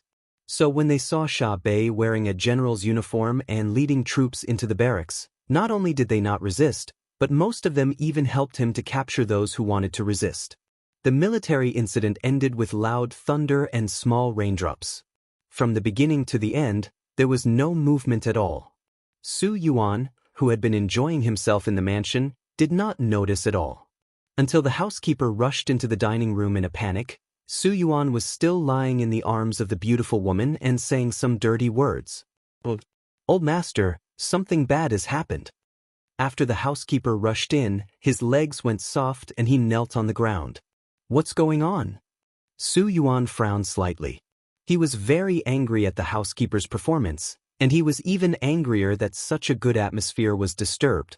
Su Yuan still had an indifferent expression, but in the eyes of the housekeeper, he was angry that he did not fight back. However, he still knelt on the ground and trembled as he said, "Old master, outside our mansion, there are a lot of soldiers. They have surrounded us?" "What?" Su Yuan, who suddenly realized what was going on, was also shocked. Then he stood up from the beauty's arms and asked loudly, "We're surrounded. What the hell is going on? Which part are they from?" "Old master, you should go out and see for yourself." The housekeeper really did not know how to explain or how to answer, but he believed that facts spoke louder than words. Looking at the steward's appearance, Su Yuan had a bad feeling in his heart. However, the habit of being in a position of power made him not lose his head out of fear. Instead, he shouted towards the outside of the hall, "Men, bring me my weapons and armor."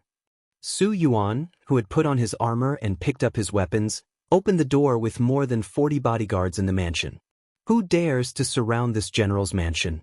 Do you want to die?" As soon as the door opened, a loud roar was heard. This was the preemptive strike. Su Yuan wanted to use this method to intimidate the people who came.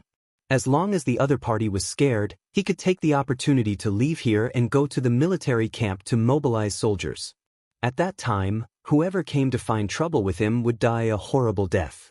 However, the result was destined to disappoint him. Not only did his roar not intimidate the people around him, but a loud laugh was heard instead. The person said, "Mr. Su, you are so arrogant. Looks like you really have the prestige of an official after becoming a Beiming official. You dare to kill anyone." The voice was so familiar.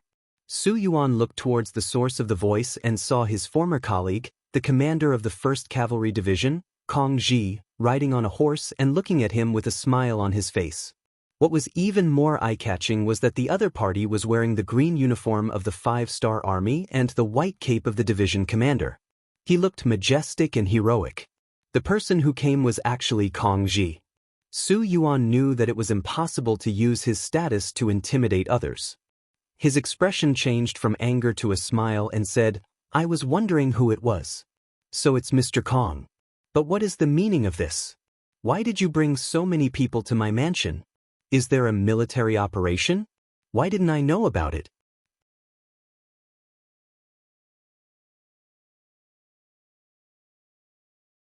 Chapter 1179. He was just pretending to be confused. The other party had already surrounded his residence. It was obvious that they were coming with a strong momentum, not to mention that they were wearing the military uniform of the 5-Star Army.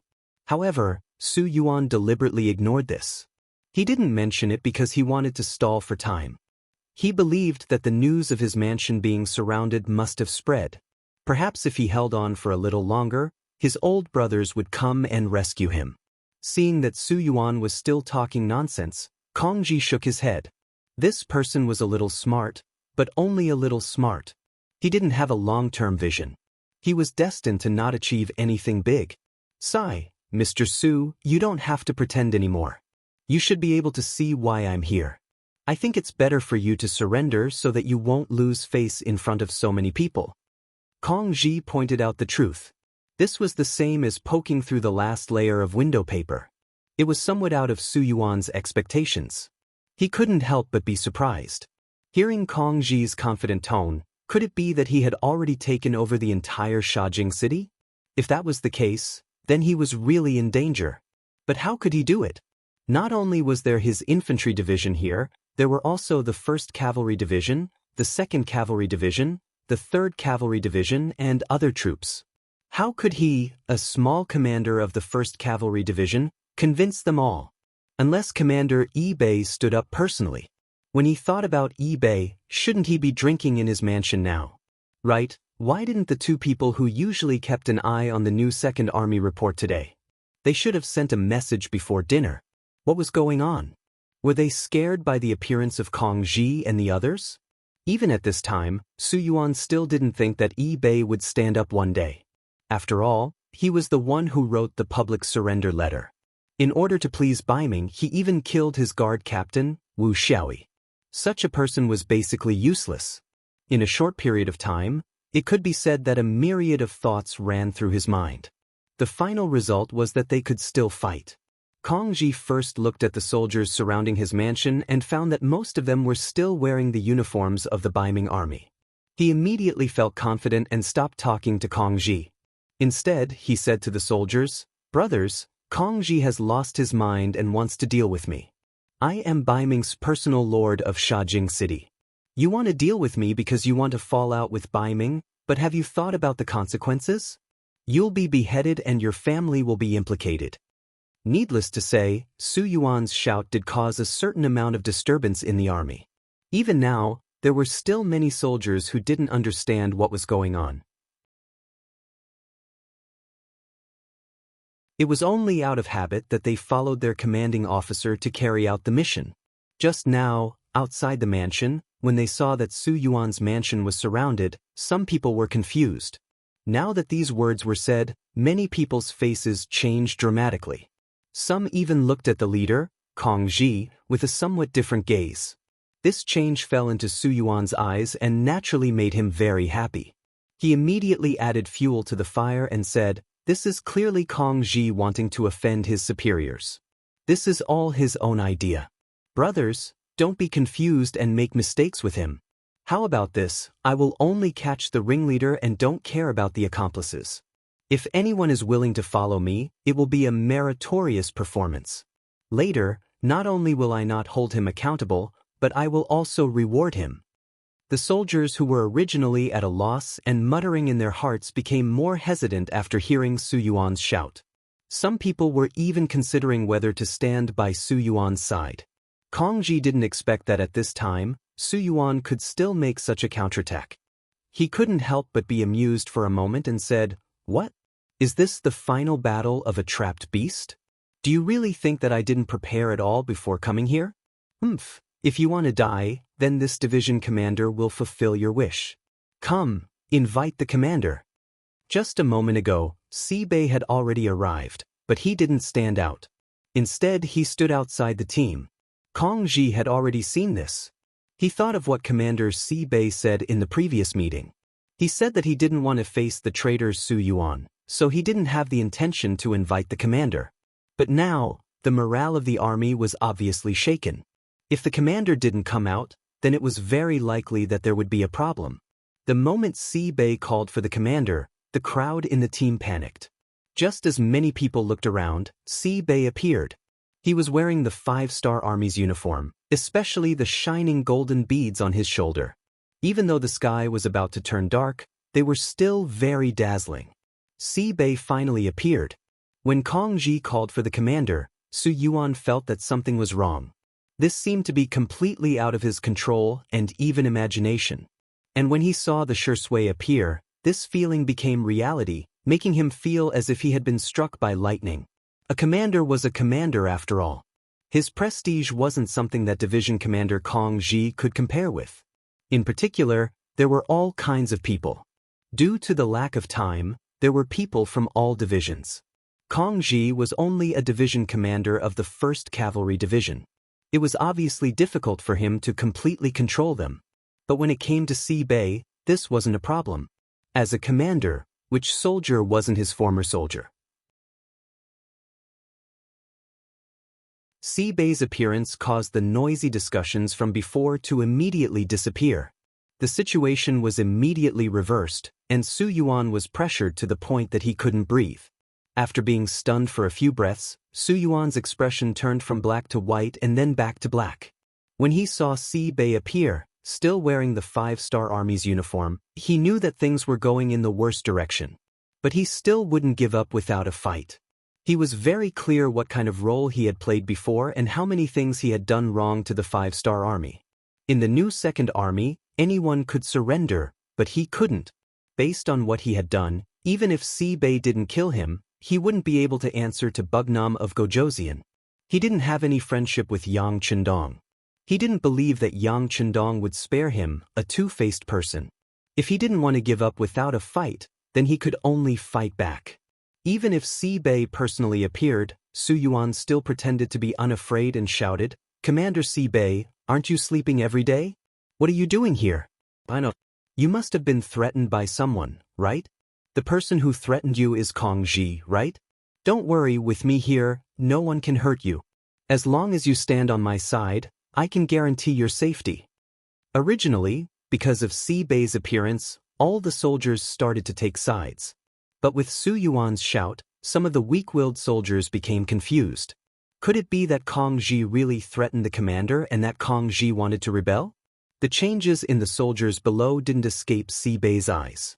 He couldn't help but sigh and said, "Enough, Su Yuan. I didn't expect you to have such ability. You can turn black into white and say it so righteously.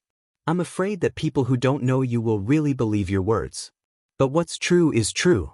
How can it change because of a few words from you? Surrender. I will plead with Bugnam of Gojoseon to save your life." After saying this to Su Yuan, Si-Bei didn't have any intention of stopping. Instead, he said to the surrounding soldiers, "Soldiers, Si-Bei was forced by the situation and for the survival of the new Second Army. I had no choice but to bow to Baiming. But this doesn't really mean that I want to surrender to Baiming. It's just a temporary measure. And all of this has also received the support of Bugnam of Gojoseon. Now, Bugnam of Gojoseon has sent news that he has brought his army to the grasslands. Now, he is besieging the Baiming army and the Wala army. It won't be long before he brings his army to our Shajing city. In order to welcome Bugnam of Gojoseon, what we need to do now is to take back the city and do everything we should do." Moreover, Bugnam of Gojoseon also said that he understands the decision that everyone made under that situation. So, he won't make things difficult for any of us. Please don't worry about this. When the soldiers heard Si-Bei's speech, they all revealed a joyful expression. A person's reputation was like the shadow of a tree. Just the 3 words, Bugnam of Gojoseon, represented a magnificent army. It was an invincible aura and influence. It seemed that as long as Yang Chendong was there to fight, no matter how difficult the problem was, it would be easily solved. Long live Bugnam of Gojoseon, long live Bugnam of Gojoseon. No one knew who took the lead to shout, but at that moment, many people shouted loudly. Even the few bodyguards behind Su Yuan hesitated for a moment before they put down their weapons and shouted loudly.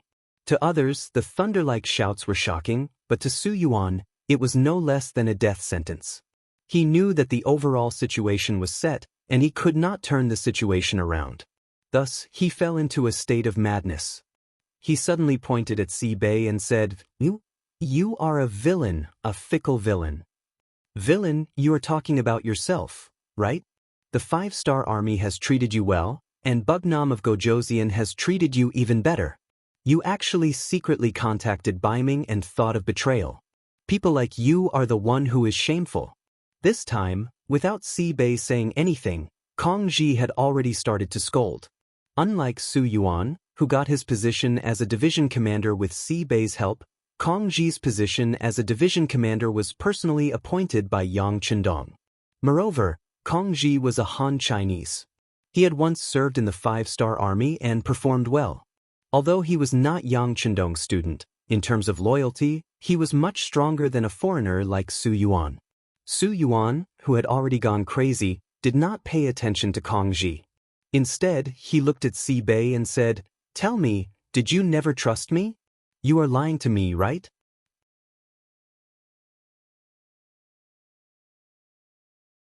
Chapter 1180. She shook her head.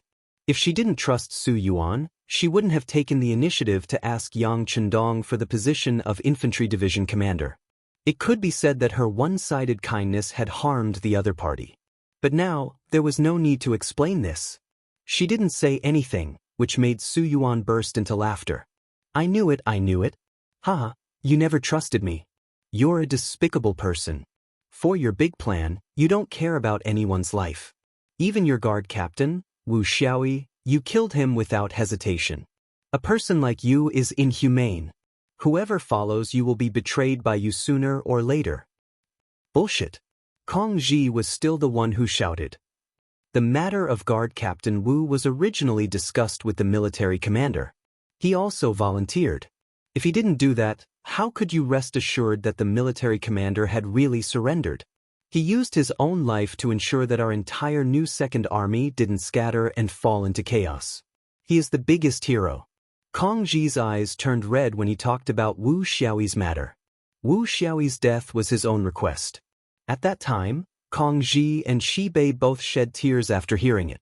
Now, it seemed that everything was worth it. If it wasn't for this, even if Shi Bei wasn't harmed by Baiming, she would have been forced to go somewhere else. In this way, it would be very difficult for the new Second Army to unite and form a joint force. The sacrifice of one person in exchange for the integrity of an army was worth it no matter how one looked at it. And the person who sacrificed himself was naturally a great hero. Su Yuan, who just found out the truth, widened his eyes in disbelief. He thought that Wu Xiaoyi's matter was an exception and that Shi Bei had no choice but to deal with it. He didn't expect that everything was premeditated. Thinking about it, it wasn't wrong. It was precisely because of Wu Xiaoyi's death that he and Rong Shao lost their vigilance against Shi Bei. The idea of transferring Shi Bei away from here also stopped at that moment.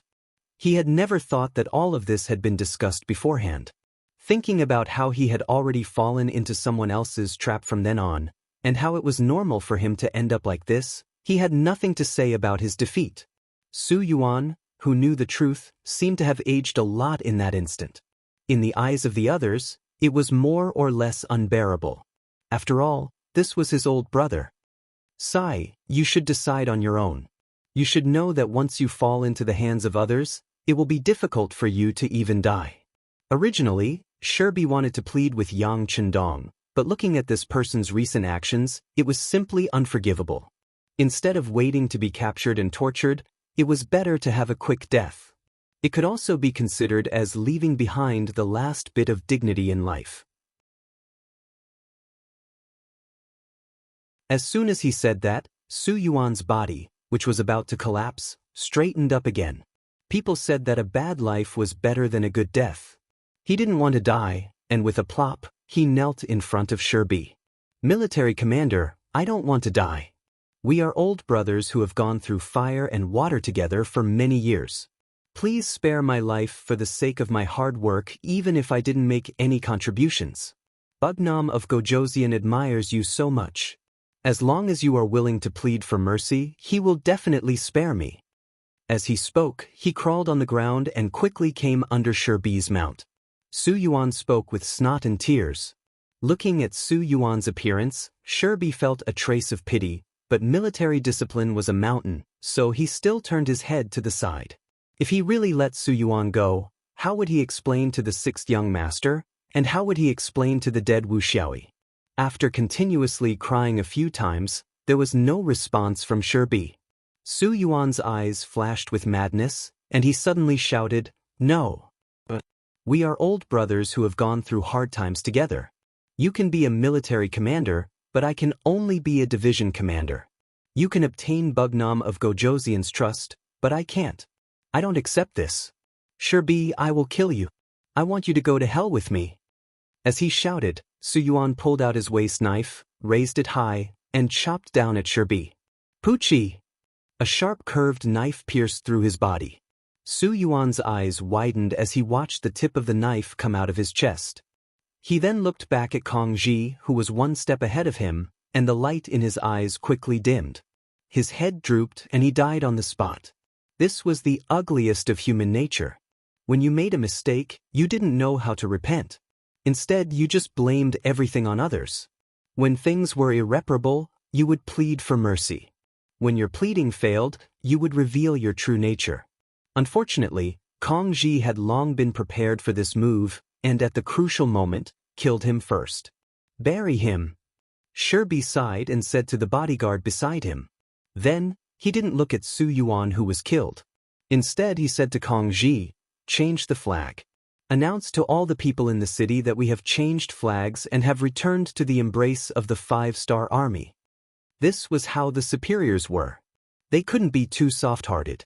Otherwise, they wouldn't only hurt themselves, but also those who believed in them and followed them. After the order was given, Shajing and Jingzhou City were closed. The original Beiming Dragon flag was also replaced with a bright 5-star red flag. Under the great wisdom of Shi and the others, the new Second Army was finally saved. At the same time, it also formed a response and sounded the horn for the destruction of the world of Wara. Shi City. A new day, the sun rose as usual. It was a sunny day, and the weather was very good. There was no wind or rain, and the blue sky and green grass made people feel relaxed and happy. But this day was another dark day for the Beiming army and the Wala army. Just when most of the soldiers got up and were about to eat breakfast, a rumbling sound suddenly came from the ground. It was like spring thunder, completely breaking the tranquility of the grassland. After a series of rumbling sounds, a large number of troops appeared in the north and northwest of the barracks. They were like a sudden gust of wind, flying straight like a sharp arrow, approaching from afar. "Enemy attack! Enemy attack!" The scouts in charge of the security of the barracks shouted loudly, disrupting the normal order of the barracks. In the Beiming army's main tent, a scout rushed into the tent and fell to the ground. He said with his pale face, Marquis, the reinforcements of the 5-star army are here. The reinforcements are here." Shi Heng, who was eating breakfast with the help of the servants, froze when he heard this. Then his face darkened. "Reinforcements? How many of them are here?" "Uncountable. There are so many of them. There is no end to them." The scout was so scared that he didn't know what to say. He could only tell the most direct impression. "Bullshit. That's ridiculous. How can there be so many 5-star army here?" Shi Heng reprimanded loudly. He waved his hand and dismissed the scout. Then he hurriedly said to the soldier beside him, "Pass down the order. The entire army is ready to fight. Take out my armor and weapons." After all, he was a veteran of the battlefield. He had participated in many life and death battles. He still had the basic composure. This scene didn't only happen in Shi Heng's tent, but also in other large tents. Just like in Sun Guang's tent, Su Dei had already arrived. "General Sun, the 5-star army is here. Let's prepare to retreat." "Retreat? Can't we fight?" Sun Guang said with some dissatisfaction. Usually, Su Dei was quite brave.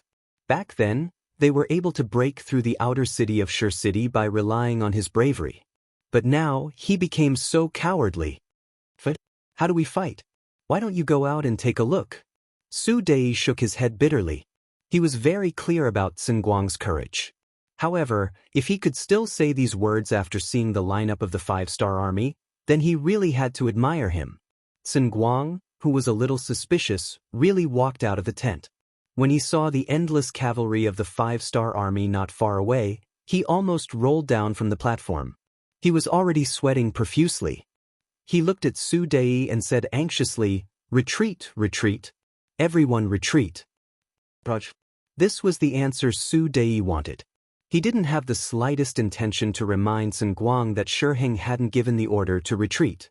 What he wanted was to create chaos without fighting. This would be more beneficial for the expansion of the Bugnam of Gojoseon army.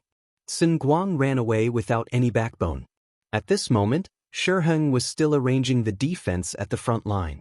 The 70,000 Liaodong cavalry were already eager to fight. Fang Dingshan rode on a tall horse with excitement in his eyes. He had long heard about how powerful the cavalry of the 5-star army was. Today, he could finally see who was better. This had always been his dream. He wanted to defeat the 5-star army in front of so many people and tell the world that the Liaodong cavalry was the strongest. Rong Xiao also came and stood beside Shi Heng. At this moment, his eyes were filled with determination. This was his first time fighting a war.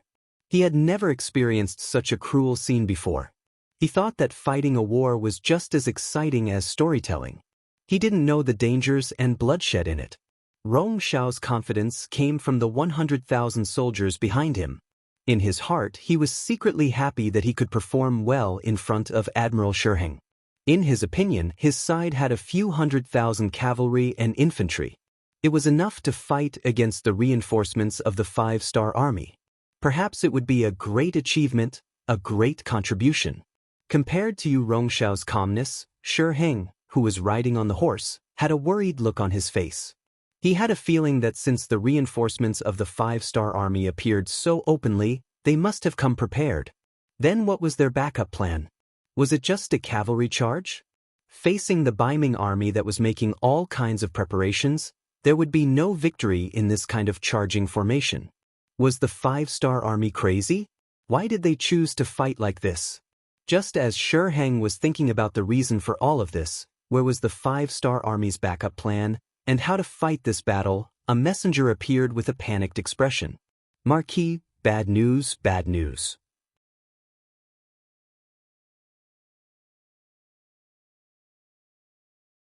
Chapter 1181. What's the matter? Why are you so panicky? How can you be so calm? Looking at the cowardly side of his subordinate, Shiheng reprimanded him. He had already decided to punish this messenger after the big battle. Without paying attention to Shiheng's displeasure, the messenger knelt on the ground and said with a trembling body, "Marquis, the Walla army has retreated. They didn't have the intention to greet us and rushed out of the barracks." Hearing the news that the Walla army had retreated, Shiheng's eyes narrowed for no reason and he had a bad premonition. During this period of time, everyone had been on guard against each other and they were no longer as sincere as they were at the beginning. However, even though he was mentally prepared, Shiheng was still very angry when he heard that they had retreated without fighting. Got it. You just said that there's more. What else? There's more. Deputy Chief Guang has escaped with 50,000 infantrymen under him. As if he had exhausted all his strength, the messenger mustered up the courage to finish speaking. What? Hearing this news, Shiheng's expression changed drastically. He turned around abruptly and the sword on his body was placed on the messenger's neck. With the cold sword on his neck, the messenger's face suddenly turned pale. However, since Shiheng had asked this question, he had to answer it. He could only continue to speak. Just now, Deputy Chief Guang has retreated with his troops. They withdrew all the troops that were attacking the city and fled to the south. Ayaya, Guang, you've ruined Marquis' plan. Hearing that Guang had also escaped, Shiheng's expression changed drastically. Although Guang only had 50,000 soldiers in his hands, he was responsible for attacking the first city. Once they retreated, the 5-star army in the first city would no longer be in danger. At the same time, they might be behind him. If that was the case, how could he resist? Not to mention, after days of bitter battles, the 50,000 soldiers under Guang had experienced life and death situations. They could be described as elites. Once they left, not only would their combat power be greatly reduced, they would also not be able to find a replacement. Guang's escape added even more uncertainty to the battle. In a fit of anger, he swung his saber and the messenger's head flew into the air. Shiheng, who had killed someone, had red eyes and even his arms were trembling. It was obvious that he was angry in his heart. Report. Marquis, the 4 gates of the first city have been opened. They've rushed out of the inner city and are heading toward our camp in the outer city. Another messenger rushed over on horseback. Before he arrived, his shout had already resounded in the air. If Guang was still around, they would have been able to more or less delay the 5-star army in the city from leaving the city since they had already taken down the outer city. But now it was too late. Shiheng's body shook slightly on the horse. Before the battle had even begun, the result had already been decided. Now that he was facing internal and external troubles, he knew that he had already lost. Shiheng forced himself to stay alert. He looked at Rong Xiao, who was not far away, and said to the bodyguard beside him, Asked General Rong to come over. Also, you go and inform General Fong to retreat immediately.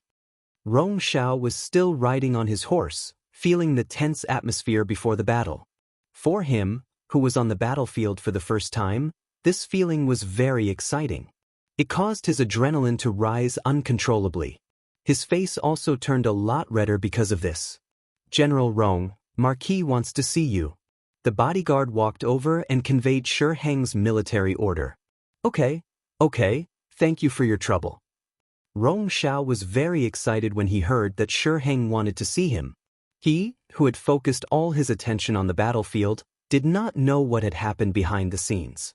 If he knew, he would not be happy but scared to death. He came in front of Shi Heng with an excited face. He tried his best to appear calm in order to leave the best side of Shi Heng. Not bad. It's General Rong's first time on the battlefield, yet you're so calm. You truly have the demeanor of a great general. Shi Heng, who was trying his best to raise his spirits, praised Rong Shao. This time, whether they could successfully escape or not depended on this person. Thank you, Marquis, for your praise. This is all because of your leadership. Rong Shao did not dare to take the credit. Very good. You are not anxious or impatient. Not bad. Since that is the case, I will leave the first battle to you. Can you complete it? There was no time, and Shi Heng did not want to prepare any more groundwork. He went straight to the point. Hearing that he could be the vanguard, Rong Shao was very excited. He patted his chest and said, Please rest assured. Our swords and arrows want to drink blood. We want to have a taste. Okay, I approve. You can go. As long as you make a great contribution, Marquis will definitely report it to the Emperor and ask for your reward. Seeing Rong Shao so set off, Shi Heng's face finally showed a trace of satisfaction. Thank you, Marquis. Rong Shao cupped his fists and said gratefully. He then turned around and rode away. He did not know that once he left, he would never return. Let's retreat. After looking at Rong Shao's back, Shi Heng turned around and left. Or was like this. It was either you die or I live. In order to survive, he could only sacrifice Rong Shao and his 100,000 troops. On the other side, Shi Heng's order also reached the ears of Liaodong Iron Cavalry General Fong Dingshan. You want us to retreat? What the hell? Fong Dingshan, who had long been prepared to compete with the 5-star troop, was obviously unhappy. He looked at the messenger with a glint in his eyes and a murderous aura exuded from his body. General, this is Marquis order. The messenger thought for a moment and was afraid that Fong Dingshan would vent his anger on him. Marquis had already killed one, and he did not want to be the second. Thinking of this, he carefully moved forward and said, General, the Walla cavalry has already retreated. General Tsingguang also left with his troops. When Marquis told me to inform you, he was also prepared to retreat. What do you think? Fong Dingshan, who was about to vent his anger on the messenger soldier, involuntarily paused.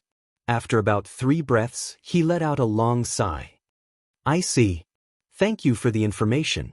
General, you are too serious. Please hurry up. When the messenger heard Fong Dingshan's words of gratitude, he immediately let out a long sigh of relief. He then cupped his fists and left. After the messenger left, Fong Dingshan did not dare to delay any longer. He said to Luo Baikuan, pass down the order. All troops retreat. Retreat. Military orders were like mountains. Although Luo Baikuan still had a lot of questions, since it was the general's order, he had to carry it out. After he agreed, he ordered the 70,000 Liaodong cavalry to retreat in echelons. Elites were indeed elites. Even when they were retreating, they were still orderly. Compared to the army led by Shi Heng and Tsingguang who were fleeing in panic, they were much better. The 5-star army had arrived. According to yesterday's agreement, they launched a general attack at 3 in the morning.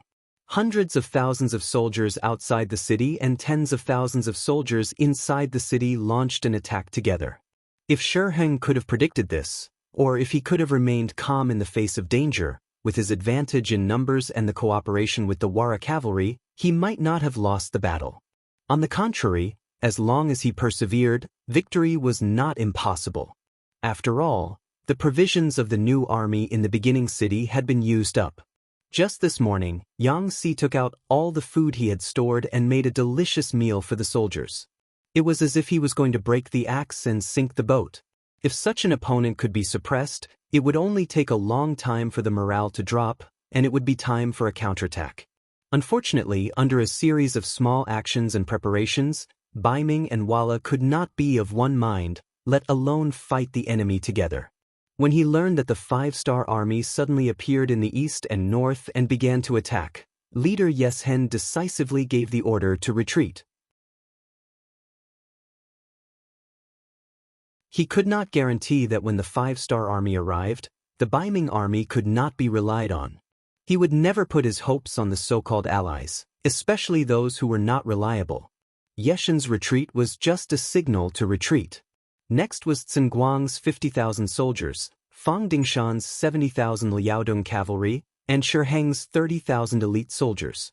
An entire army of 200,000 retreated without a fight, leaving Rong Shao and the 100,000 infantrymen on the battlefield. From an advantage to a disadvantage, the originally fierce battle ended up like this. It seemed to be a coincidence, but if one thought about it carefully, it was inevitable. If the alliance was not united, it would be better not to unite. Otherwise, the consequences would be unimaginable. Having said that, Rong Shao, who was completely unaware of all this, was riding on his warhorse in high spirits and watching his army get into formation to fight the enemy. As expected of a merchant, he knew how to maximize the benefits of everything. After receiving Shi Heng's order, he gathered the generals under his command and told them openly, "Let's go and see what's going on. I am a person who does not know much about war, nor do I know much about military matters. However, there is one thing that I know, and that is that it is natural for soldiers to eat grain. Therefore, what I want to do is to solve your worries. How about this? In this battle, no matter how the court rewards the generals who have made great contributions, I will reward them with 1,000 to 10,000 taels of silver. How about it? When there is a great reward, there will be brave men." Under the great reward, the generals were all excited. They all expressed that they would fight this battle well and add glory to Rong Shao's face. Laughing with satisfaction, Rong Shao watched the generals leave the tent. Humming an unknown tune, he called for the military singers and prostitutes, and just like that, they began to drink in the big tent. To Rong Shao, as long as everything was arranged to the right people, he only needed to wait for the good news in the big tent. While drinking wine and watching the music and dance, he even imagined the scene of going to Shi Heng to report his victory. Presumably, this time, he would definitely achieve great success. First City. All the cavalry warriors of the new army had done all the preparation work before 3 o'clock in the morning. They filled their stomachs, fed their warhorses, sharpened their swords and spears, and prepared their bows and arrows. As soon as the time was up, they would set off together and rush out of the city. They wanted to vent all the grievances that they had suffered during these days at this moment.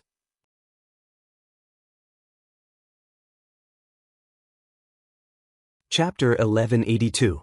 As the commander of the army, Tiger's man wore an eye-catching purple cloak. It was the unique symbol of a first-rank officer. At this moment, he was also riding on a horse with a scimitar in his hand. He had given the order for the entire army to charge. According to the plan, the 5-star army outside the city would attack half an hour before the hour of the 5-star army. After all, the distance between the two sides was quite far and it would take some time for them to rush over. The 5-star army inside the city would only need to wait for the hour of the 5-star army to pass before launching their attack. Just as the hour of the 5-star army passed by and Tiger's man was prepared to charge into the city, the scouts suddenly sent a message saying that the Bai Ming army on the outer city gate was beginning to retreat. "What's going on? How is this possible?" Tiger's man said with a face of disbelief. The war hadn't officially begun yet. How could the Bai Ming army retreat? Suspecting that this was a trap, Tiger's man personally led a group of generals to the inner city gate tower. As expected, they saw the Bai Ming soldiers fleeing in panic. Through the binoculars, they could clearly see the Bai Ming army soldiers on the outer city gate tower quickly rushing down the city. Some people even threw the beaming dragon flag in their hands to the ground in order to save time. There were also some soldiers who were pushing each other and cursing as they went down the city gate. Some of the more violent ones even attacked, but there were no deaths. This can't be fake, right? Deng Yu, the commander of the new First Army's 2nd Cavalry Division, who saw all of this through the binoculars, couldn't believe it. After all, chaos before the war had even begun. This didn't make sense, so it was normal to think more about it. Fake? If this is all an act by the beaming army for us to see, then I can only say that they shot themselves in the foot. What's so scary about an army without any morale? How could they be a match for our new First Army? Tiger's man put down the binoculars and said with a proud expression, "In a battle between two armies, the level of morale often determined the outcome of the battle. Unless it was a very elite army, otherwise, it was absolutely impossible to stage such a scene because it was very likely that the morale of the army would really be really lax and out of control." That's right. It's very likely to be true. Although we don't know what's going on outside, we shouldn't miss such an opportunity. "Commander, I suggest we launch the attack in advance," Lu Jua, the commander of the 1st Cavalry Division, requested after putting down his binoculars. "That's right, our heavy cavalry regiment requests for battle." Regiment Commander Windchaser said, "Our light cavalry regiment is fast, we also request to fight." Commander Ma Xiangshan did not forget the last time they encountered the Liaodong Iron Cavalry that retreated without a fight. Although there was a military order for him to retreat at that time, and although it seemed that the order was correct, it was still a humiliation to him and the light cavalry regiment. Even in his dreams, he wanted to take revenge. "Our reconnaissance regiment also requests to fight." Regiment Commander Ding Shan also stood up. "Okay." Seeing that it was about to become a mobilization meeting, Tiger's mane quickly waved his hand. "Since everyone is so full of fighting spirit, then I don't think there's any need to prioritize. Let's go out in 4 cities. In short, we have to go all out and defeat the enemy." There was no need to fight. Everyone could go out of the city with the fastest speed to join the battle. The Tiger generals were all eager to try, and their faces were full of murderous intent. Next, the generals rushed down the city. Then, the 4 main city gates of the first city, which led to the outside world, were all opened. Then, the vast cavalry army rushed out and rushed to the barracks behind Rong Xiao's army, which was not prepared. After receiving Rong Xiao's promise of a heavy reward, the generals were full of fighting spirit. Because of this, they all wanted to make the first contribution. The generals who were supposed to be in charge of the security at the rear also moved their troops to the front. In this way, they could find an opportunity for themselves. It was precisely this kind of move that made their rear seem very empty. When the new cavalry army rushed out of the inner city, smoothly passed through the outer city, and arrived at the rear of the beaming army, they did not encounter any decent resistance at all. Although the division commanders and regimental commanders were also very curious as to why such a result occurred, they did not stop attacking. Instead, when they arrived at the rear of Rong Xiao's army and saw that the enemy's rear was undefended, one by one, they pounced forward like wolves and tigers. They did not care why such a fatal loophole appeared in the beaming army. They only knew that if they did not take advantage of the situation, they would be bastards. Since the enemy was not prepared, they only needed to charge forward. They would definitely not greet the enemy first and give the enemy time to prepare for battle. As a result, the beaming army was in a tragic situation. Suddenly, tens of thousands of cavalrymen from the 5-star army appeared behind them. It was as if the heavens had descended from the sky. Several beaming army that had reached tens of thousands of soldiers were almost defeated after being stabbed in the butt. This kind of defeat quickly affected the other beaming army nearby. Some generals even did not know what to do with their troops. Should they prepare their bows and arrows to kill the 5-star army? Or should they turn around and deal with the 5-star army that had suddenly appeared behind them? Even the generals could not make a decision at the first moment. The soldiers below were even more chaotic. Many soldiers had fled before the battle.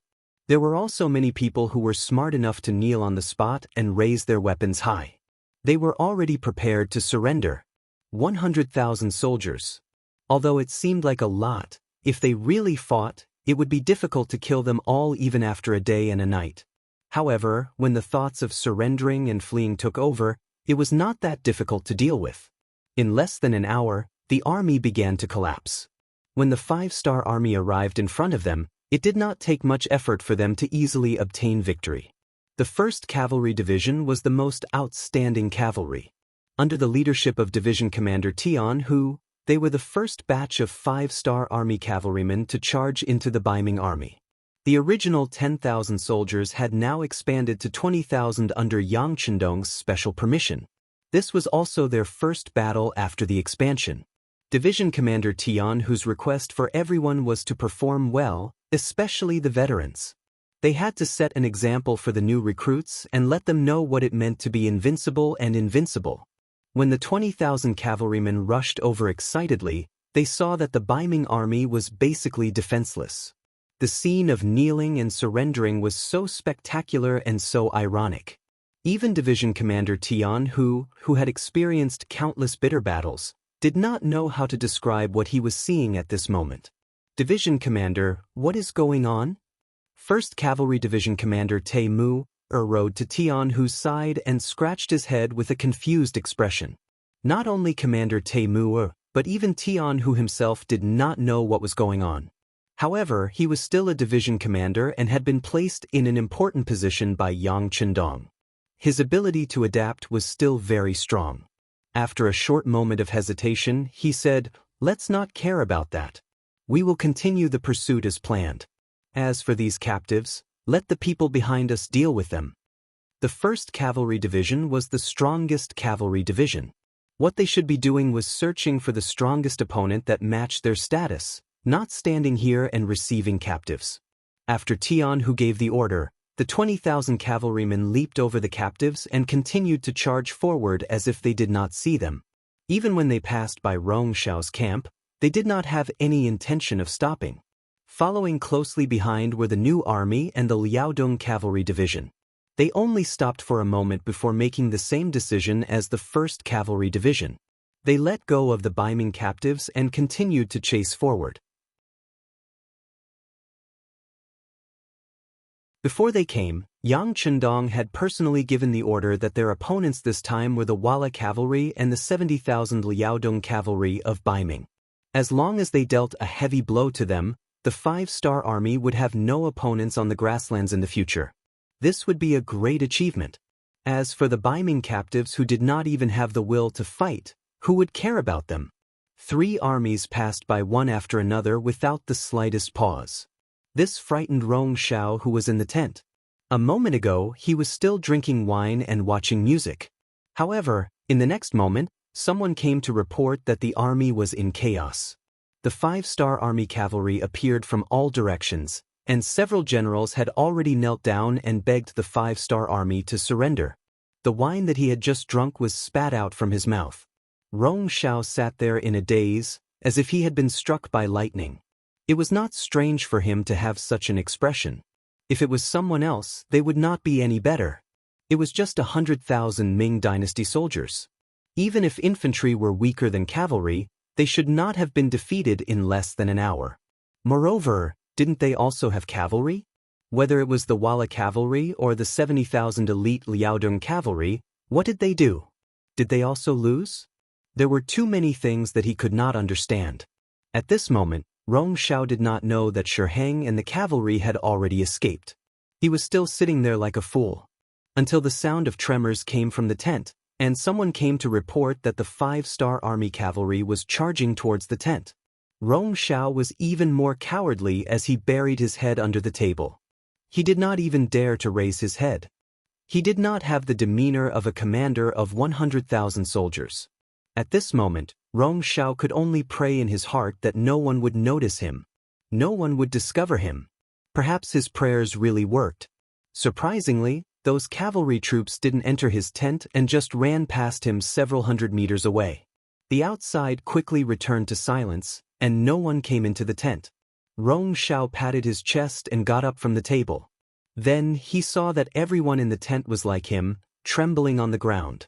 If it was only the dancers who were behaving like this, it could still be forgiven. After all, they were women, not soldiers, so he couldn't be too strict with them.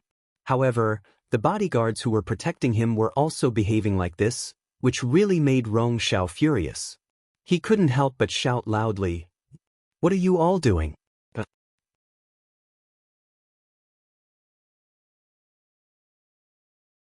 Chapter 1183.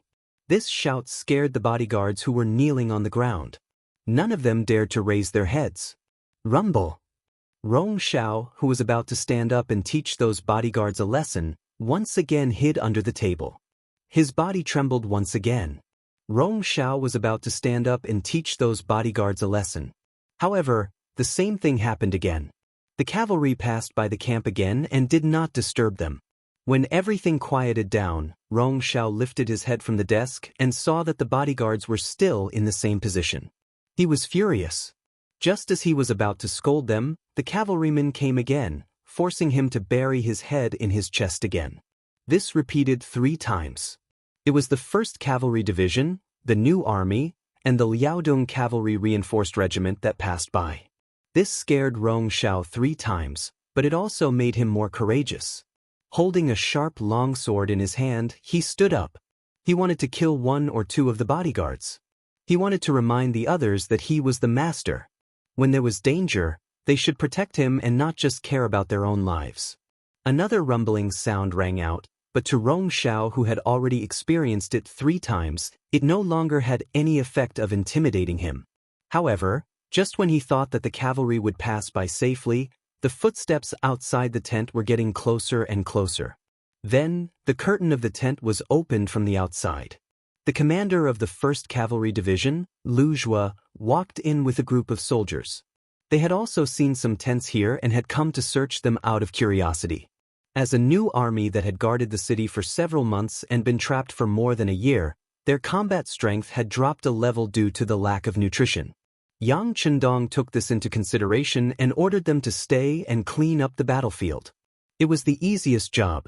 The 1st Cavalry Division of the new army was in charge of capturing prisoners in this area. Originally, he thought that there would be no one in the tent since several cavalry units had passed by. However, he didn't expect to see more than 30 people when he entered the tent. One of them was even holding a sword and standing in the middle of the tent with an angry look on his face. "There is a tough guy here." Lu Zhua sighed when he saw the person. As his voice fell, several bodyguards behind him rushed out and surrounded the person holding the sword. It seemed that if the other party dared to make a move, they would rush up and chop him into meat paste. The person holding the sword was Rong Xiao. He wanted to teach those bodyguards a lesson and then force them to protect him and leave here. He did not expect that there would be cavalry who noticed this place and rushed in. When he saw those bodyguards surrounding him, he was scared and threw his sword on the ground. Then he knelt on the ground and shouted, "Sir, please spare me." Ah? He turned out to be a coward. This dramatic scene stunned Lu Zhua. "Yes, I am a coward." In order to survive, Rong Xiao, who was kneeling on the ground, forced himself to raise his head. He wanted to see who the other party was and whether they could be bribed. As long as they could let him live, he was willing to pay a lot of money. When he raised his head, he recognized Lu Zhua. He immediately shouted, "Division Commander Lu, I am Rong Xiao. You don't know me? I used to do business with the city lord's mansion in the first city." If he did not shout like this, Lu Zhua might not recognize him. If he was captured as an ordinary prisoner, he might have a chance to escape. But now, his shout had completely exposed his identity. After Lu Zhua heard the name Rong Xiao, he frowned and asked, "Are you the Baiming merchant Rong Xiao?" Hearing Lu Zhua call out his name and identity, Rong Xiao quickly raised his head and said, "Yes, Division Commander Lu, I am Rong Xiao. We have met before. I have even worked in the army." This time, Lu Zhua looked carefully and recognized that the person in front of him was indeed Rong Xiao. He could not help but laugh and said, "Oh, it's really you.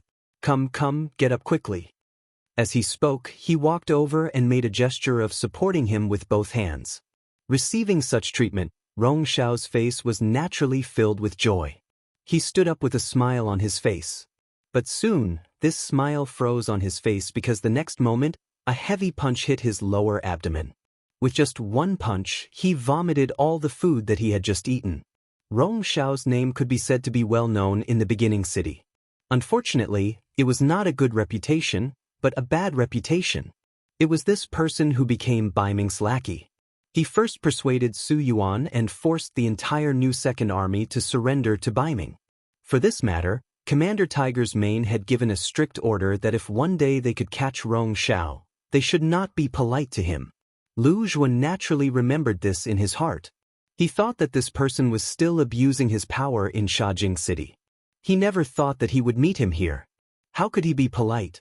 Of course, he would teach him a lesson first. The miserable Rong Shao was beaten up by Lu Zhuan on the spot. He knelt on the ground and vomited. He did not even have the strength to stand up. Lu Zhuan stopped and said to the soldiers beside him, "Come, lift him up and send him to Bugnam of Gojoseon for punishment." Without a leader, the 100,000 Bai Ming army could not form an effective resistance. Even if some of the Bai Ming army generals wanted to resist and make contributions, they could only resist for a few hours under the crazy attack of the 5-star army cavalry. In the end, they could not escape the fate of being surrounded and surrendered. Yang Chendong appeared at the gate of the first city with 1,000 black cavalry at noon. The first thing he saw was the captives of the Bai Ming army and the money and supplies that they did not have time to transport when they escaped. "Young master, it's a big harvest." Beta Persei looked at all this with a grin. Yang Chendong was also in a good mood. He thought that with 70,000 Liaodong iron cavalry and 50,000 Wala elite cavalry, even if they won this battle, they would have to pay a certain price. He did not expect that Shiheng was so afraid of death that he escaped so quickly. This was naturally because of the previous strategies that worked, but it also had a lot to do with the incompetence of the commander of the Bai Ming army. "Young master, young master." Not far away, a group of cavalry galloped over, and the shout could be heard clearly even though it was still far away. "It's Tiger's Head." Beta Persei had good eyesight and recognized the person who came. He was also excited. It had been more than 2 years since the last time they were separated. Anyone would be excited to see each other again. Especially Tiger's Mane, who came over on horseback, jumped off his horse when he was still more than 10 meters away from Yang Chendong and ran over. Facing this errand boy and servant who had accompanied him since he was a child, Yang Chendong was also filled with emotions, and his eyes involuntarily became gentle. "Young master, you're finally here." Tiger's Mane, who fell 10 feet in front of White Dragon, couldn't help but cry. "Quick, help Tiger's Head up." Yang Chendong couldn't stand to say this the most. He could see tens of thousands of soldiers fighting and even dying on the battlefield, but he just couldn't bear to see these men in tears. Beta Persei dismounted from his horse and helped Tiger's Mane, who was kneeling on the ground, up. Tiger's Mane, who seemed to have just calmed down, burst into tears again because of Yang Chendong's words, "You've worked hard." Unlike parting, Tiger's Mane was a person who would rather break than bend. He had even prepared to live and die with the first city. He also thought that he would never see the young master again in his life. At this time, seeing him again, one could imagine how excited he was. "Young master, you're becoming more and more mature and charming," Tiger's Mane couldn't help but say after looking up and sizing up Yang Chendong. When he first entered the capital of the Great Ming Dynasty, Yang Chendong was only a young man who was less than 20 years old. But now, he was nearly 30 years old and was a mature middle-aged man. Even the corners of his mouth had grown a beard. How could people not be moved? Tiger's Mane, your flattery skills have also improved." With Yang Chendong's laughter, the atmosphere at the scene suddenly became much more cheerful. After Tiger's Mane, Yang Si, Yu Mian, and the others came to greet him one by one. Yang Chendong gave each of them verbal encouragement, making them feel the warmth and importance of being close to them. After everyone greeted each other, they talked about the current situation of the battle. Tiger's Mane took the initiative to report, "Young master, except for more than 10,000 people who died or were injured in battle, the rest of the 100,000 Baiming army surrendered and were captured. Among them, the commander-in-chief, Rong Shao, was also captured alive by us. You can do whatever you want with him. Very good. Yang Chendong nodded happily. This battle is much smoother than I thought. Everyone has put in a lot of effort and should be rewarded. Everyone chuckled when they heard this. However, only one person had a straight face. When he saw that Yang Chendong seemed to be in a good mood, he suddenly stepped forward and said, "King, I don't want to be rewarded. I only request to participate in the hunting mission. Please allow it." The person who spoke was the commander of the new light cavalry, Ma Xiangshan. It was obvious that he was still angry about being stopped by the Liaodong cavalry. This time, he wanted to take revenge. When Ma Xiangshan first met Yang Chendong, they were still at Hai Town. At that time, he had shown his strength and questioned Yang Chendong's horsemanship. In the end, it ended with the white dragon being subdued. After not seeing each other for many years, the moment he opened his mouth, it was as if he was in a difficult position. Tiger's Mane, Yang Si, Yu Mian, and the others were all shocked and angrily rebuked him. Today, Yang Chendong was no longer the Yang Chendong of Hai Town. He was now the Bugnam of Gojoseon. The territory he had was comparable to the Great Ming Dynasty, and the number of troops he had was enough to dominate the Great Ming Dynasty. How could he allow others to question the military plans he made? If Yang Chendong became angry and punished Ma Xiangshan, no one would be able to say anything.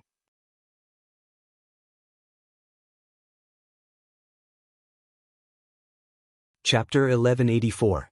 Commander Ma, what are you doing? Hurry up and apologize to the king. Tiger's Mane was the first to speak. It was clear that he still cared for and valued this person. Commander Ma, hurry up and apologize. Yu Mian, Yang Si, and the others also spoke up. Lu Zhua and the others, who felt that they had lost face, also hurriedly winked at Ma Xiangshan, reminding him within the appropriate range. Seeing that everyone was reprimanding him and showing concern for him, Ma Xiangshan realized that he had caused trouble. Yang Chendong was not Tiger's Mane, who could voice out his opinions in person. He immediately knelt on the ground and kowtowed to Yang Chendong. "King, please forgive this subordinate's reckless words. Young master, you see, Ma Xiangshan's temper is like this. He speaks without thinking. In fact, he doesn't mean anything else, and he doesn't mean to question your decision. Please forgive his reckless behavior." Yes, Commander Ma is usually a good person. He is loyal and reliable and does things seriously. Yang Si is willing to vouch for him. He did not mean to be disrespectful. Yang Si also spoke up at this moment, and his knees went soft as he knelt on the ground. The originally happy and harmonious scene instantly became like this. Everyone didn't even dare to breathe loudly. Yang Chendong's expression did not change, but he lamented in his heart. In the past, he always heard people say that it was lonely at the top and that an emperor would not have any friends. He never believed it. However, everything that happened in front of him vividly taught him a lesson. It made him understand that now everyone was actively keeping a distance from him. This might be a show of respect. However, from now on, it would not be so easy for him to be friends with these people and hear some truth. Young master, seeing that Yang Chendong did not speak for a long time and even his brother Yang Si was kneeling on the ground to plead for Ma Xiangshan, Beta Persei finally could not hold it in anymore. He asked tentatively in a low voice with a pleading expression on his face. When Yang Chendong saw Beta Persei's reaction, he finally could not help but laugh out loud. He then pointed at the crowd and said, "What are you doing? What are you all doing? Do you really think that just because I, the young master, am in a higher position, will become estranged? Commander Ma only gave a suggestion. He didn't do anything. Why should I punish him? Why don't you all get up?" Yang Chendong said with a smile on his face. Obviously, he was not angry. Tiger's Man and the others let out a sigh of relief, but at the same time, they did not deliberately remind Ma Xiangshan to thank him. Ma Xiangshan was very clear that his actions just now were very uncomfortable. This time, his apology was sincere. "Your Majesty, it's all my fault. I didn't think before speaking. Thank you for your forgiveness." "Well, it's not a big deal." Besides, Commander Ma gave a military suggestion. This is what a military officer should do. There's nothing wrong with it. Not to mention it's very reasonable. We sent too few cavalry to chase after them. Since the new army is made up of cavalry, of course, they should perform better. Not only was Yang Chendong not angry, but he also took the initiative to say what everyone wanted to say. For a moment, everyone's eyes gathered on him again. According to the military action plan that Yang Chendong had previously set, considering that the new army had been fighting for so many days, once the battle started and they broke through the joint defense line of the Baiming army and the Wala army, what they had to do was to capture prisoners and clean up the battlefield. Relatively speaking, this task was the easiest and safest. It was also beneficial for the new army to quickly recover their strength. But now, the Baiming army's front line was broken through so easily. This was really beyond Yang Chendong's expectations. Because of this, some changes could be made to the previous military plan. Noticing that everyone was looking at him with hopeful eyes, Yang Chendong asked seriously, after being besieged for so long, and with the lack of food, are you sure that your strength hasn't declined and you can participate in the next tough battle? No problem. In just an instant, all the division-level generals of the new army spoke in unison. Ignoring everyone's answer, Yang Chendong's eyes fell on Tiger's mane. He wanted to hear his opinion. He didn't want to blindly agree because these people wanted to show off. Once there was a problem, it would be a big problem. Tiger's mane obviously understood what Yang Chendong meant. He didn't answer immediately. Instead, he lowered his head and pondered for a moment. Then he raised his head and said, "Young master, most of them don't have any problems. Although the siege seems dangerous, as cavalry, they don't really have many opportunities to go up the city tower. In addition, Yang Si took out the stored food half a month ago. During this period of time, everyone's physical strength has been replenished. They can accept the mission of continuous battle." Well, you said that most of them don't have any problems. That means that some of them have problems. Tell me, which divisions need to stay behind? Yang Chendong understood the hidden meaning in Tiger's mane's words. He also needed someone to stay behind to clean up the battlefield and look after the prisoners. He couldn't let the new army rush up at once. If that happened, what would happen to the safety of the beginning city? Yes, young master. I personally think that the 1st Cavalry Division and the 2nd Cavalry Division should stay behind. The other divisions can join the battle immediately. Tiger's mane didn't even turn his head. He could even imagine that his subordinates would definitely look at him with hopeful gazes. However, it was good to want to render meritorious service. However, if they didn't have enough strength and forcefully stood out, it wouldn't be meritorious service but courting death. When he mentioned the 1st Cavalry Division and the 2nd Cavalry Division, Lu Zhua and Deng Yu's expressions immediately became very ugly. However, they had nothing to say. Previously, when they were defending the city, the 70,000 soldiers that Yang Si had prepared couldn't hold on any longer. The two divisions even abandoned their horses and rushed up the city tower.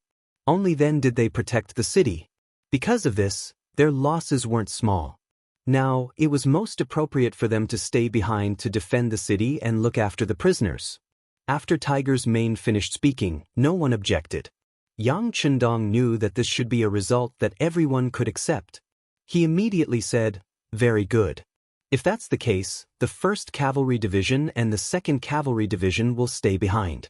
Heavy Cavalry Regiment, listen to my orders. You are ordered to wander around Tulu City. If you find any Baiming army that wants to come out, fight them back. If there are too many enemy soldiers, you can return to the beginning city at any time to ask for reinforcements." The Heavy Cavalry Regiment's commander, Windchaser, immediately agreed excitedly.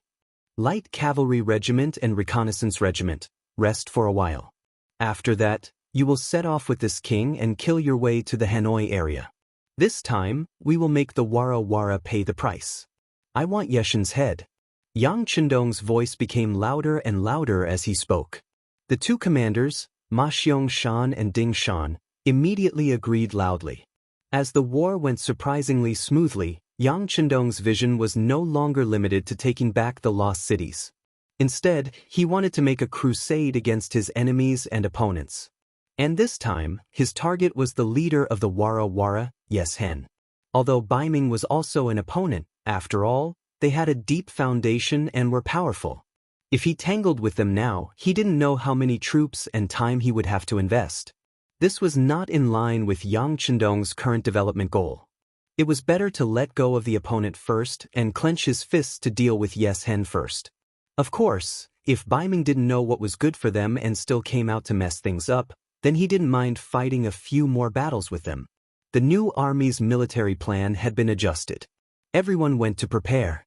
Using these few hours of reorganization, Yang Chendong came to the big tent outside the city. He separately received the Far Eastern Army's commander Qin Bo, Mabe Division's commander Xen Honghai, Na Raizong, and the Mongolian generals who had joined the 5-star army. During the process of receiving them, Yang Chendong gave full recognition and praise to everyone's performance, making every general feel a sense of importance. When everyone walked out of the tent, their faces were full of satisfaction and excitement. Especially at the end, when Yang Chendong sacrificed himself to analyze the situation for them, it made them have a clearer understanding of the next step and plan. For example, the Far Eastern Army's commander Qin Bo, Yang Chendong straightforwardly asked him to rush back to the Far Eastern province. The environment there was complicated, and they couldn't lack the deterrence of the army. Of course, this time, they didn't come in vain. After the supply line was opened, soon new supplies would be sent from the sea through the Liaodong region. This time, when Qin Bo and the others returned, they could send a large number of logistical supplies back. This would play a very positive role in speeding up the development of the Far Eastern province. 6th Young Master, I will leave you a division. Next, we will deal with Yeshen of the Wara. He is not an easy person to deal with. Of course, the more the better. I also want to let my soldiers see the true style of the 5-star Army's cavalry. Qin Bo was in favor of withdrawing the army back to the Far Eastern province. Originally, this time, he came here to launch a surprise attack and rescue the heavily injured Mo Bay City and Shur City. Now that the mission was completed, of course, he had to go back. However, he still hoped to leave a division behind so that they could learn more from Yang Chendong. In the face of Qin Bo's request, Yang Chendong thought about it for a while and agreed. No matter what, he was still the commander of an army. Moreover, he stayed in that bitter cold place all year round. If he made a request, he would have to fulfill it. After Qin Bo left a division behind, Narisong was also allowed to bring 20,000 Mongolian cavalry to participate in the next battle. Yang Chendong only had one request for him, and that was to follow orders. Since those small Mongolian tribes wanted to have a share of the pie in the war, they must obey orders and follow orders. If they couldn't do this, then they should leave as soon as possible. Now, Yang Xie didn't have to rely on these small Mongolian tribes.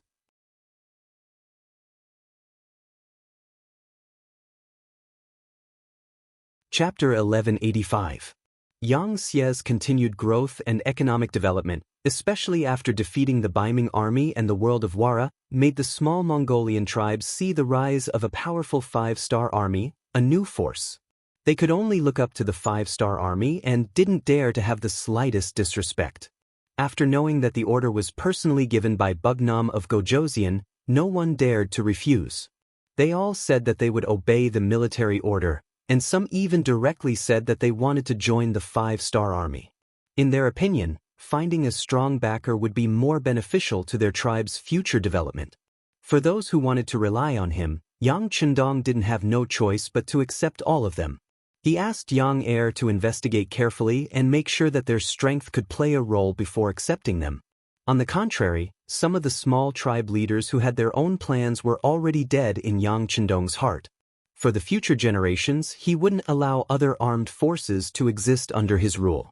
Even if they were to rely on him, he wouldn't allow them to join the 5-star army. He also had to disrupt their original organization, which meant that he had to completely eat them up. In the future, people who joined him and rebelled often happened, and it happened more than once.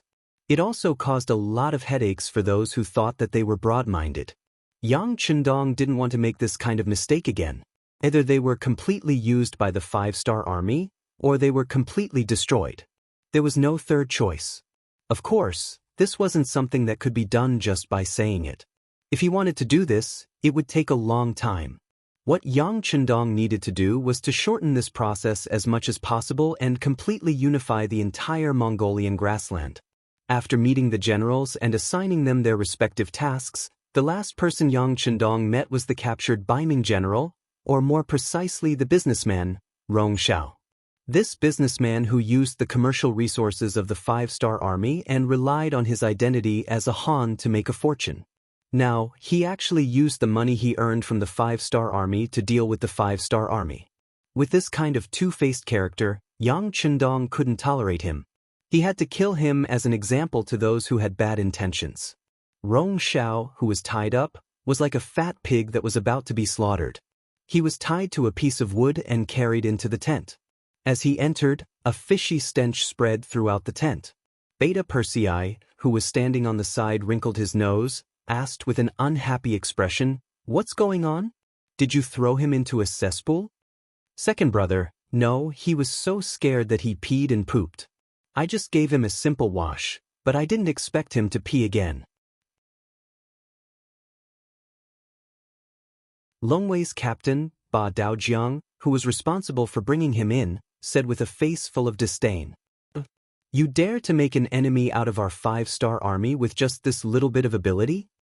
Knowing that this was all because Rong Shao was too cowardly, Yang Er snorted unhappily. Yang Chendong's expression was normal. In the past, in order to complete a mission, he had come into contact with all kinds of environments. It was just some strange smells. It really didn't make him feel any discomfort. He first looked at Rong Shao, who had fainted from fright, and nodded. "Come, wake him up." A large bucket of cold water was then handed over to Rong Shao. A wave of coldness directly stimulated him, causing him to struggle and shout loudly.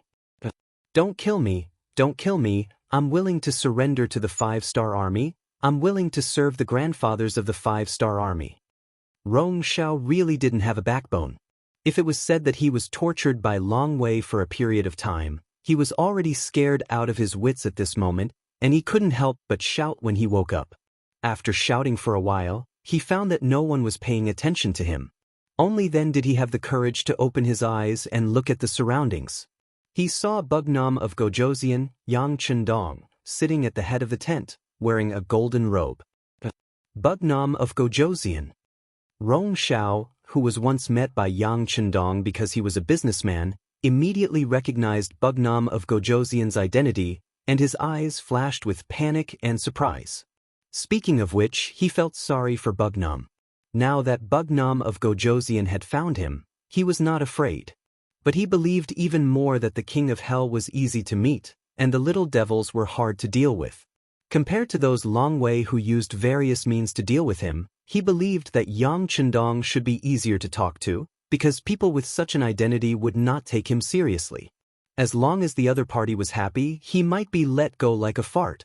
Thinking of this, Rong Shao, who was lying on the ground, suddenly got up and came to a place 5 meters in front of Yang Chendong at a fast speed. He kowtowed to the ground. "Bugnam of Gojoseon, I was wrong.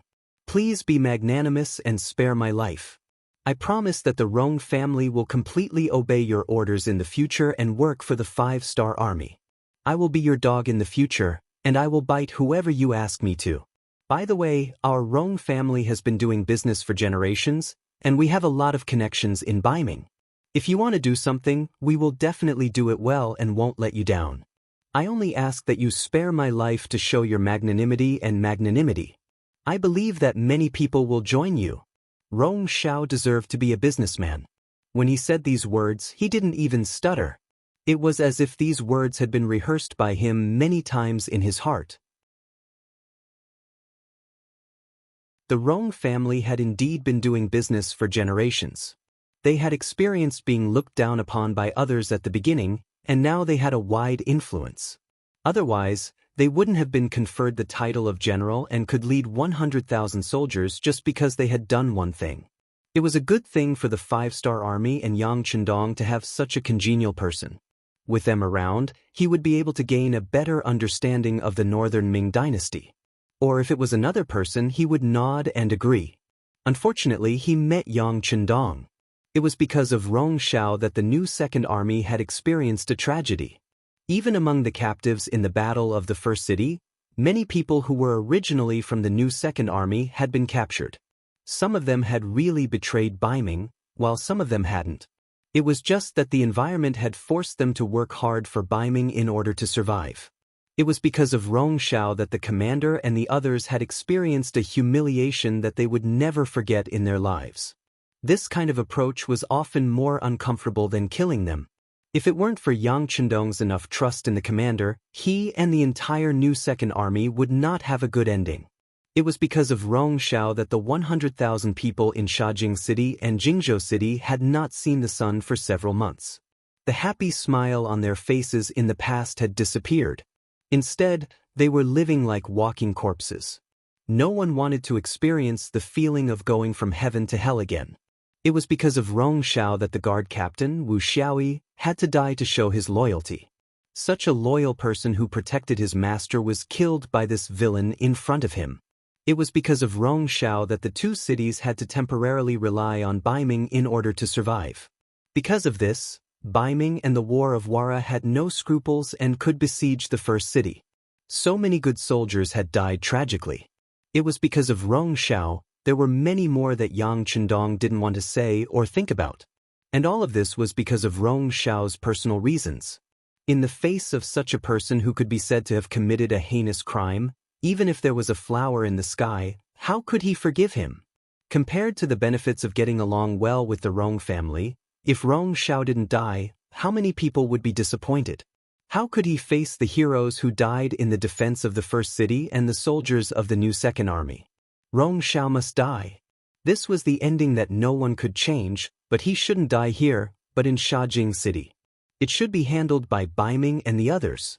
Take him down and send him to the new Second Army. It's okay as long as he doesn't die in the process. These words had already represented Rong Shao's ending. There was even a hidden meaning in the words, that was, he would let everyone torture Rong Shao along the way, as long as Rong Shao didn't die. It was best to let him suffer a fate worse than death, and let him know what would happen if he offended the five-star army. It was almost time, and Yang Chendong was ready to set off with the army.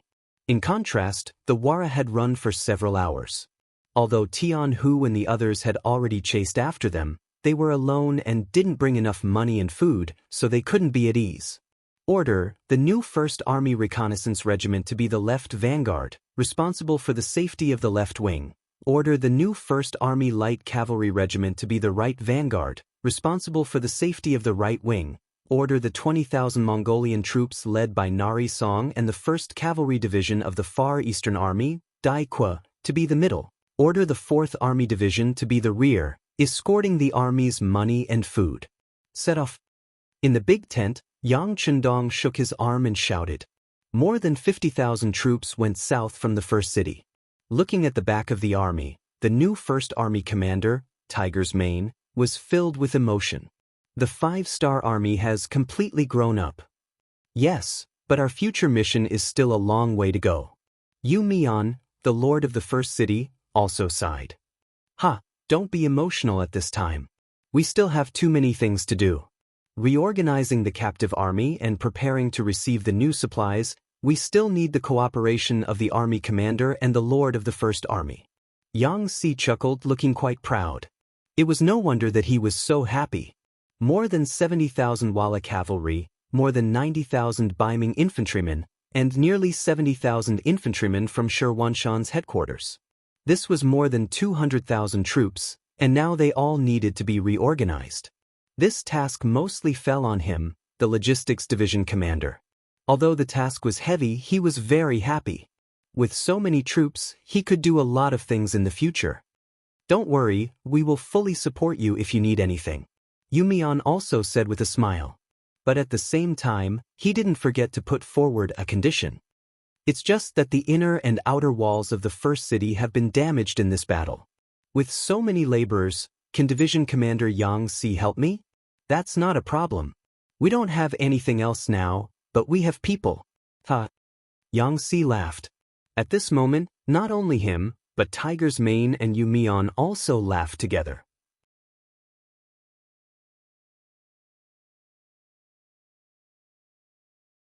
Chapter 1186. Compared to the joy of the new army, at this time, Shiheng was leading the army to strengthen the defense of Tulu City. In the battle outside the beginning city, the Baiming army was defeated and retreated. Rong Xiao's 100,000 troops were all captured by the Five-Star Army. Not only that, he just received news that Shajing and Jingzhou City were once again controlled by the Five-Star Army's new Second Army and returned to the embrace of Bugnam of Gojoseon. All kinds of unfavorable news came, and Shiheng's face became very ugly. He already knew that this attack on the grasslands had ended in failure. He didn't dare to imagine what kind of reaction the emperor would have once he knew this news. What he had to do now was to mend the pen after the sheep were lost and find someone to take the blame. Shiheng's earliest preparation was to let Sun Guang, who retreated first, take the blame. For this reason he also ordered Sun Guang, who retreated to Tulu City, to be arrested. Now he was in the dungeon's interrogation room.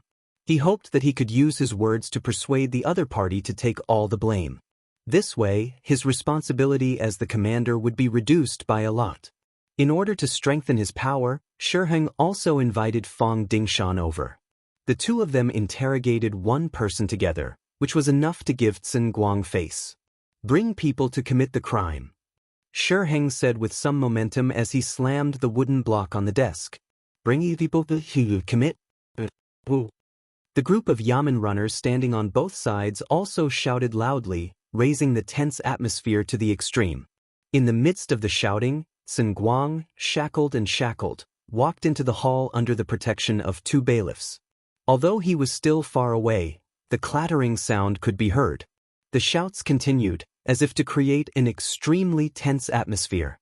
Shiheng, who was sitting behind the desk, was already waiting to see Sun Guang's current appearance. Sun Guang's face would definitely turn pale, and he would kneel down and beg for mercy the moment he saw him. If that was the case, wouldn't Sun Guang have to say whatever he wanted him to say? The greater the expectation, the greater the disappointment.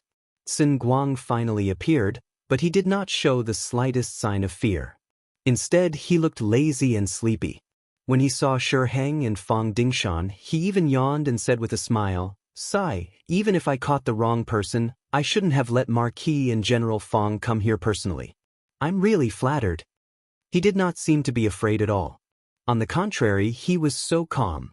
In the eyes of Shiheng and Fang Dingshan, they were surprised. The two of them first looked at each other.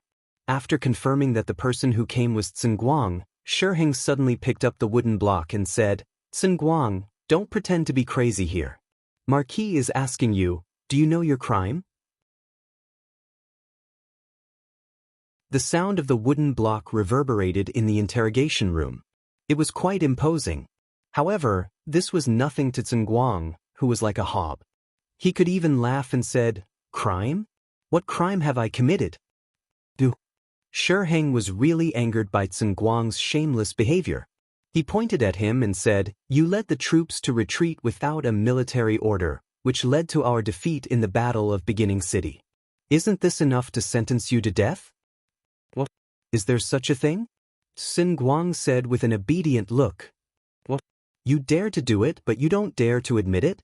Deputy Commander Sun, this is not what a man should do."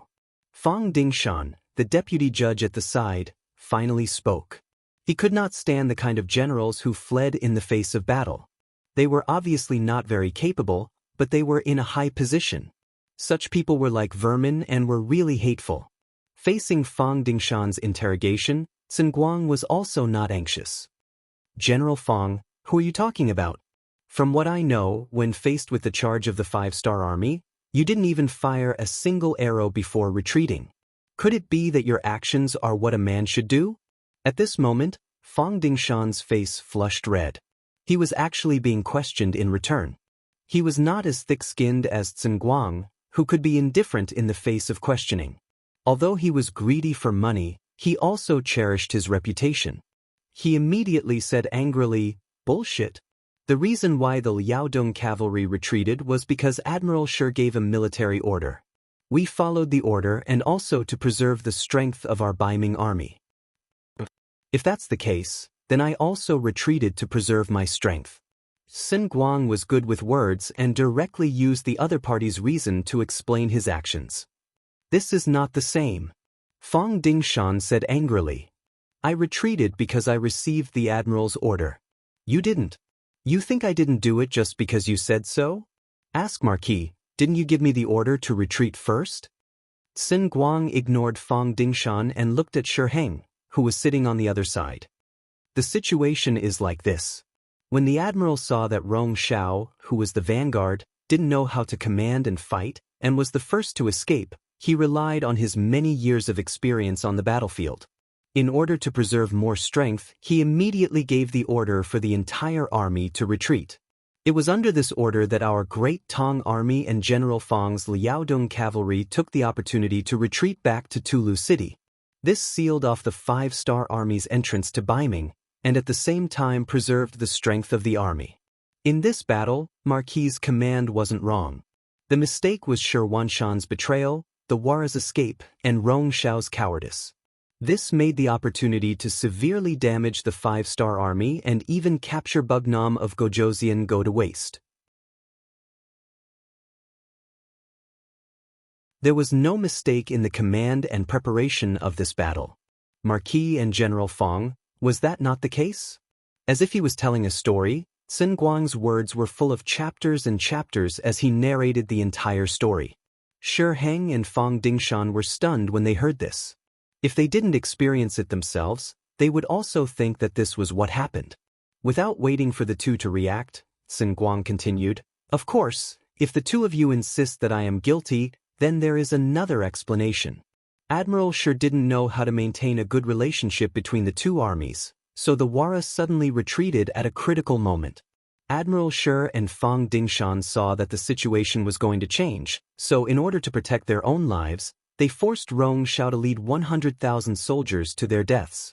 Only Vice General Sun Guang saw the problem, but because they had been besieging the city for many days, their strength was limited, so in order to preserve the strength of the army, they had no choice but to retreat first. Unfortunately, in order to cover up the truth, Admiral Shi killed all the witnesses and pushed all the blame to Sun Guang. In the blink of an eye, it was a completely different explanation. After saying this, Sun Guang intentionally shrugged and said, Right, I've already written a memorial for the second explanation. As long as I don't leave this place today, someone will send it to Baiming. When the time comes, His Majesty will definitely see it. Perhaps he won't believe it, or perhaps he will. In that case, everything will be up to the heavens. Naturally, the choice is still in the hands of the two of you. Do as you see fit. At this moment, Sun Guang was extremely relaxed. He didn't seem like a criminal at all. On the contrary, he seemed more like an interrogator. The second explanation was like a heavy hammer to Shi Heng and Fang Dingshan's heads.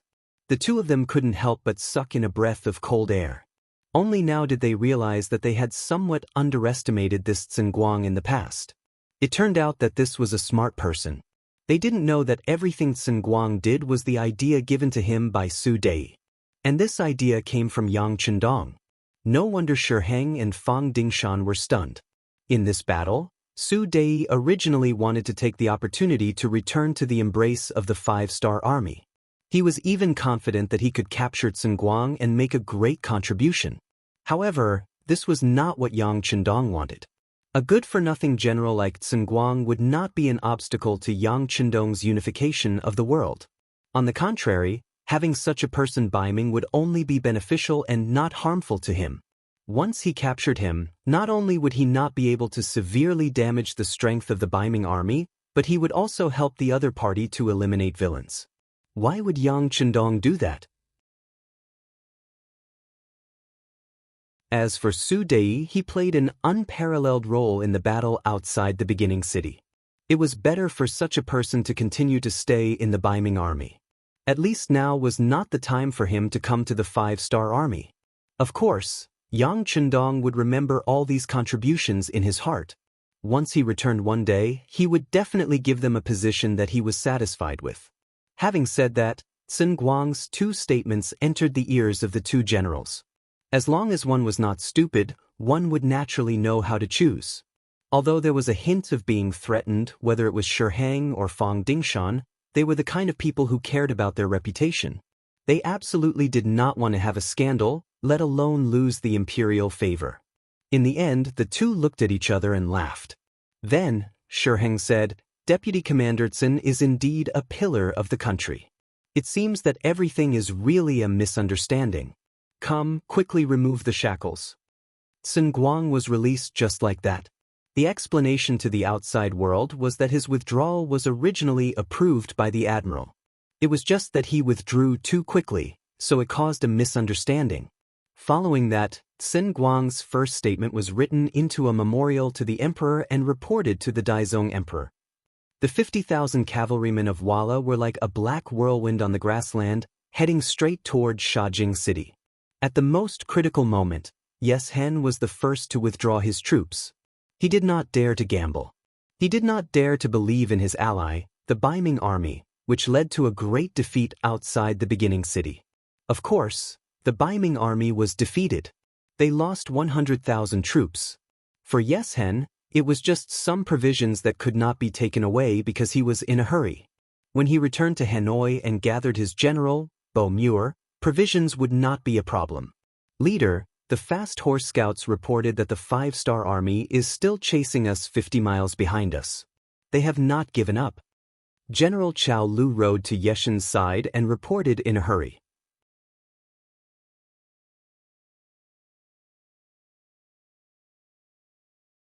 Chapter 1187. They're still chasing? How many people do they have? Yeshen's face flashed with anger. He had already been defeated, but he was still the first army to retreat.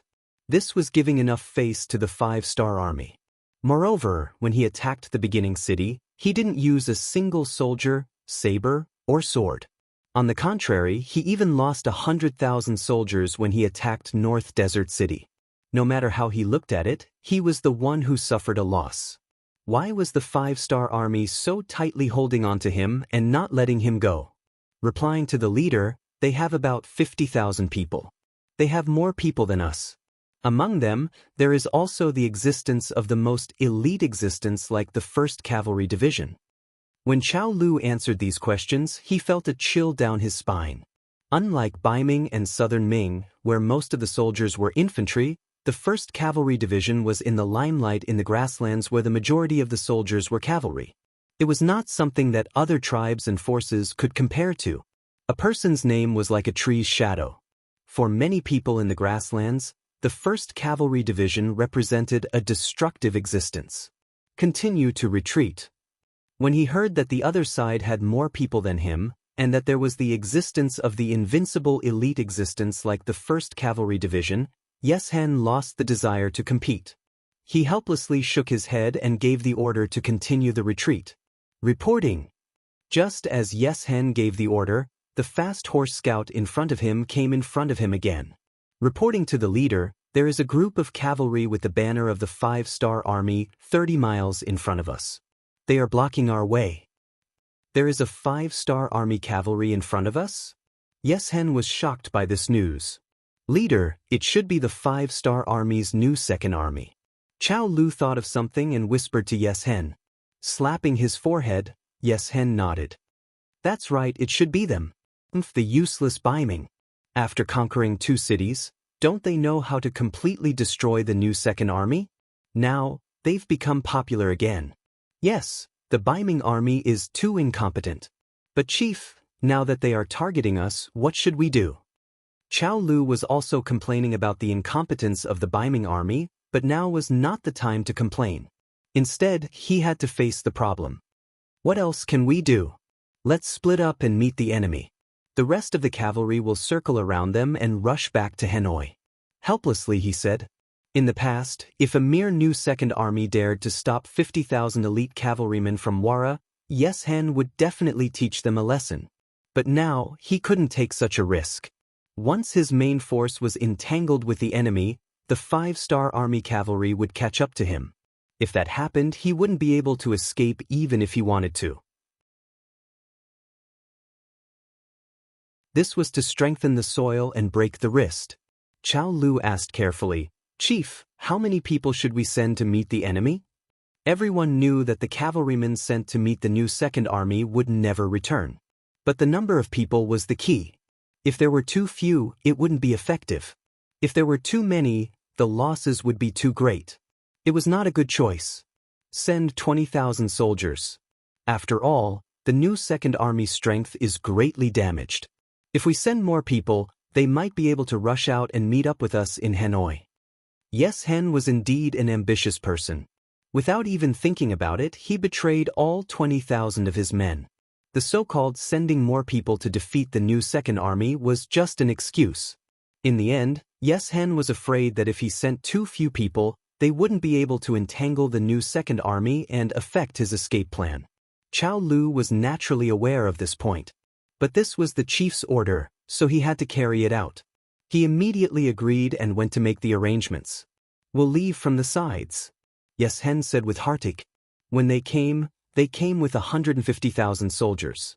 But when they returned, they only had 30,000 men and horses. They even lost their provisions. This was an undeniable defeat. In front of the small yellow river in front of Shajing City, the new Second Army was laying in ambush here, waiting for the Wara Wara cavalrymen to escape here. They wanted to take advantage of the situation and kill them. Report. General, the Wara cavalry has split up. 30,000 of them left from the flanks. About 20,000 of them are heading straight for us. The scout in charge of scouting turned back and reported to the general standing in front of the army. Understood. Shpai nodded with a solemn expression. Obviously, this situation was completely within his expectations. The enemy has split up, so the pressure on us has decreased a lot. Now we're only dealing with 20,000 cavalrymen. Everyone must cheer up and show the might of the new Second Army. Yes. Kong Ji and the other 2 division commanders replied loudly. In fact, even if there were 20,000 Wala cavalry, it would still be a huge pressure for the new Second Army. After going through so many things, the new Second Army was now short of an infantry division, and the other 3 divisions were not complete. At most, there were only 18,000 soldiers. Moreover, the number of horses in the army was not enough. Many of the original cavalrymen had to be converted to infantry because of the lack of horses. Kong Ji looked at his subordinates who were supposed to have more than 8,000 cavalrymen, but now there were only about 4,000 cavalrymen and 2,000 infantry. He couldn't help but curse. It's all because of those damn Baiming. They stole our horses. Otherwise, with the strength of the new Second Army, it would be easy to deal with 20,000 cavalrymen. Okay, Mr. Kong, don't complain. Save some strength to deal with the enemy. Go and check on the preparation of the bows and arrows. She understood Kong Ji's frustration. How could he not be the same? However, this was a war. It was not a war where 2 people could curse each other. It was not a war where one could win by talking. Although Su Yuan betrayed the 5-star army and ended up with his corpse, he still did some good things. For example, a large number of military supplies were stored in Shajing City. Among them, bows and caltrops were the most abundant. Considering that the most likely enemy on the grassland was the cavalrymen, the Baiming army was well prepared. Because the Baiming army was mainly attacking the beginning city this time, many of the equipment that was used to deal with the cavalrymen were temporarily not used. They were left in the city. This time, the new Second Army benefited. Commander, don't worry. The bows and arrows are ready. We also prepared 400 meters of caltrops. I guarantee that the enemy's cavalrymen will suffer heavy losses. Kong Ji's face was full of confidence when he said this. This is a turnaround for the 5-star army. Although we were forced to do what we did before, it is inevitable that some of our brothers will have some opinions about us. Now is the time to prove everything with actions. There must not be any problems. She nodded heavily and said, "Now, everything was ready. They only lacked the east wind." 4 hours later, the east wind, which was the enemy, appeared. Looking from afar, it was as if they covered the sky and the earth. People said that there were more than 10,000 soldiers. When 20,000 cavalrymen came from afar, The battle formation could not be described with words. Prepare for battle. Archers, get ready. Kongji, the commander of the 1st Cavalry Division, rode on his horse and shouted loudly. There were 6,000 archers in the 3 divisions. They were waiting for the enemy to arrive at the designated location so that they could launch a fatal attack. The earth shook, and shouts shook the sky. 20,000 elite cavalrymen of the Wala Empire came from afar, shouting slogans that only the people of the grassland could understand. When the distance between them was still 800 meters, they began to perform all kinds of equestrian tactical movements. They either hit their bodies on the side of the warhorse, or bent their bodies over the horse to minimize the area of their exposed body parts. Or, they knocked their bows and arrows and prepared to launch a counterattack on the horse. This was an evenly matched battle. There were no tricks to be played. The reason why it was said to be evenly matched was because the Wala cavalry had the advantage in terms of numbers. It was just that they had limited time to fight. If it wasn't for the fact that the elite cavalry of the 5-star army were rushing over, the 20,000 Wala cavalry would not have used such a method of charging. Instead, they would have attacked from the left, middle, and right. Only then would they be able to maximize their advantage in numbers. However, time did not allow for it. They had no choice but to use the wolf pack tactic. The so-called wolf pack tactic could also be called a swarm. It was like a pack of wolves. Once they saw the target, they would tear it into pieces and finally complete the mission of killing and defeating the enemy.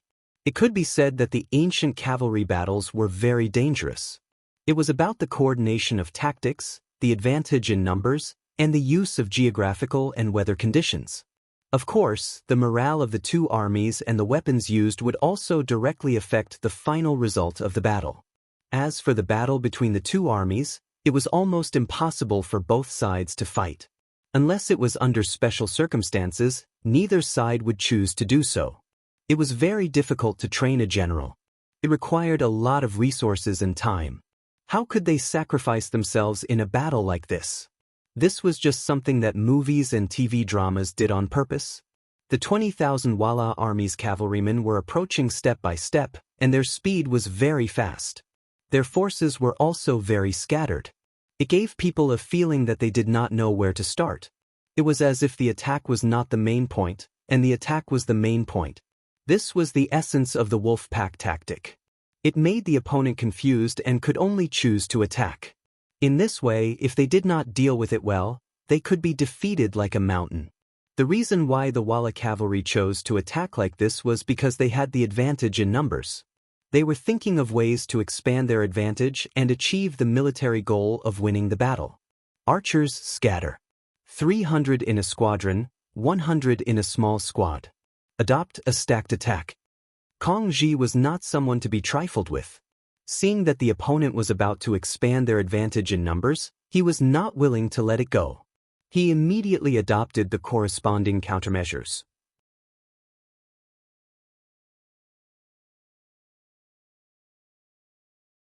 Chapter 1188. After the order was given, the 6,000 archers were divided into 20 formations. Each formation had 300 archers, and 100 archers would fire at the same time. After the first row fired their arrows, the second row, then the third row, and the first row readied themselves. The cycle repeated itself to achieve the goal of constantly firing arrows. By the time the archers' formation had completely dispersed, the Wala cavalry was less than 5 li away. At this moment, Shibi's eyes were wide open as he looked forward. He wanted to see the iron caltrops display their might. Charge! Kill these lambs! Ha! The battle cries were still coming from all directions. The distance between the 2 groups increased from 500 meters to 450 meters, then 430 meters, 410 meters, 400 meters. Finally, they arrived at the battlefield of the iron caltrops. The sound of horses falling to the ground could be heard. The caltrops had 6 horns, so they could stand upright no matter where they were thrown. They were also very sharp. Once the caltrops hit a horse's foot, it could be pierced through even if the horse was hit by an iron palm. This was the advantage and power of the caltrops. The Walla cavalry did not expect the new Second Army to use this tactic. In their opinion, this attack was simply a rash move by the new Second Army. They shouldn't have made more preparations. Otherwise, they wouldn't have adopted the tactic of charging at the beginning. At least, they should have sent some people to test the waters first. They did not expect the Walla cavalry to be hit by the caltrops. None of the Walla cavalry in the front could dodge the caltrops. A short distance of 100 meters was enough to knock down 2,000 Walla cavalry. The momentum of their charge was also halted. The caltrops were limited. In the era when iron was precious, the caltrops were very expensive. Even Biming did not prepare a lot of them. The caltrops could only cover a distance of 100 meters. After this distance, the Walla cavalry adjusted their posture and started to charge again. When they were about 200 meters ahead and had just picked up their speed, the arrows came from afar. Like a dense rain of attacks, Division Commander Kong Ji gave the order to release the word fire. Ding ding dang dang dang. The arrows flew through the air for over 100 meters before landing on the bodies of the cavalrymen or their war horses. In an instant, there was another scene of men and horses being thrown off their feet. At least 1,000 cavalrymen fell to the ground from the arrows. Cavalry, get ready. Seeing that the two waves of preparation had the effect of injuring and obstructing the enemy, Kong Ji's heroic spirit soared. After a shout, he pulled out the sharp saber on his body. Tip of the arrow, charge at the enemy formation. Archers, use protective fire. Charge. Kong Ji, who was issuing military orders, was the first to rush out of the battle formation. This also meant that the new Second Army's counterattack had officially begun. Relying on the caltrops and archers to obstruct the enemy, they effectively suppressed the Walla cavalry's advance. Kong Ji gave the order to launch an all-out attack. It could be said that he grasped the timing very well. Seeing all this, Song Bi nodded in satisfaction. Song Bi clenched his fists tightly because he knew that what happened just now was just a small trick. The real battle and bitter battle had just begun. In a chaotic battle like this, there were very few true winners. The only difference was which side would suffer less losses. Song Bi clenched his fists tightly. His face was tense. In a battle like this, being a bystander was far less relaxing than slaughtering his way into the battle. At the very least, he didn't have to think so much when he entered the battlefield. All he had to do was to continuously kill the enemy and prevent himself from being killed. However, Yang Chendong had already set the rules for the 5-star army. In such a chaotic battle, the high-ranking officers were not allowed to participate personally. This time, Kong Ji was able to personally participate because the morale of the new Second Army had suffered a huge blow. Now that they urgently needed a leader, Commander Kong Ji rushed out.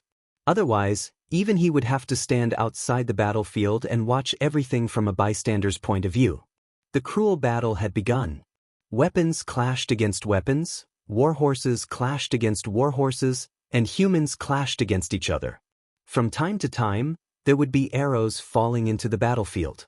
At this moment, no one could guarantee that the arrows wouldn't kill the enemy and harm the soldiers. At most, the probability of it happening would be lower. Therefore, on the battlefield, there were many cavalrymen who died in the hands of their own archers.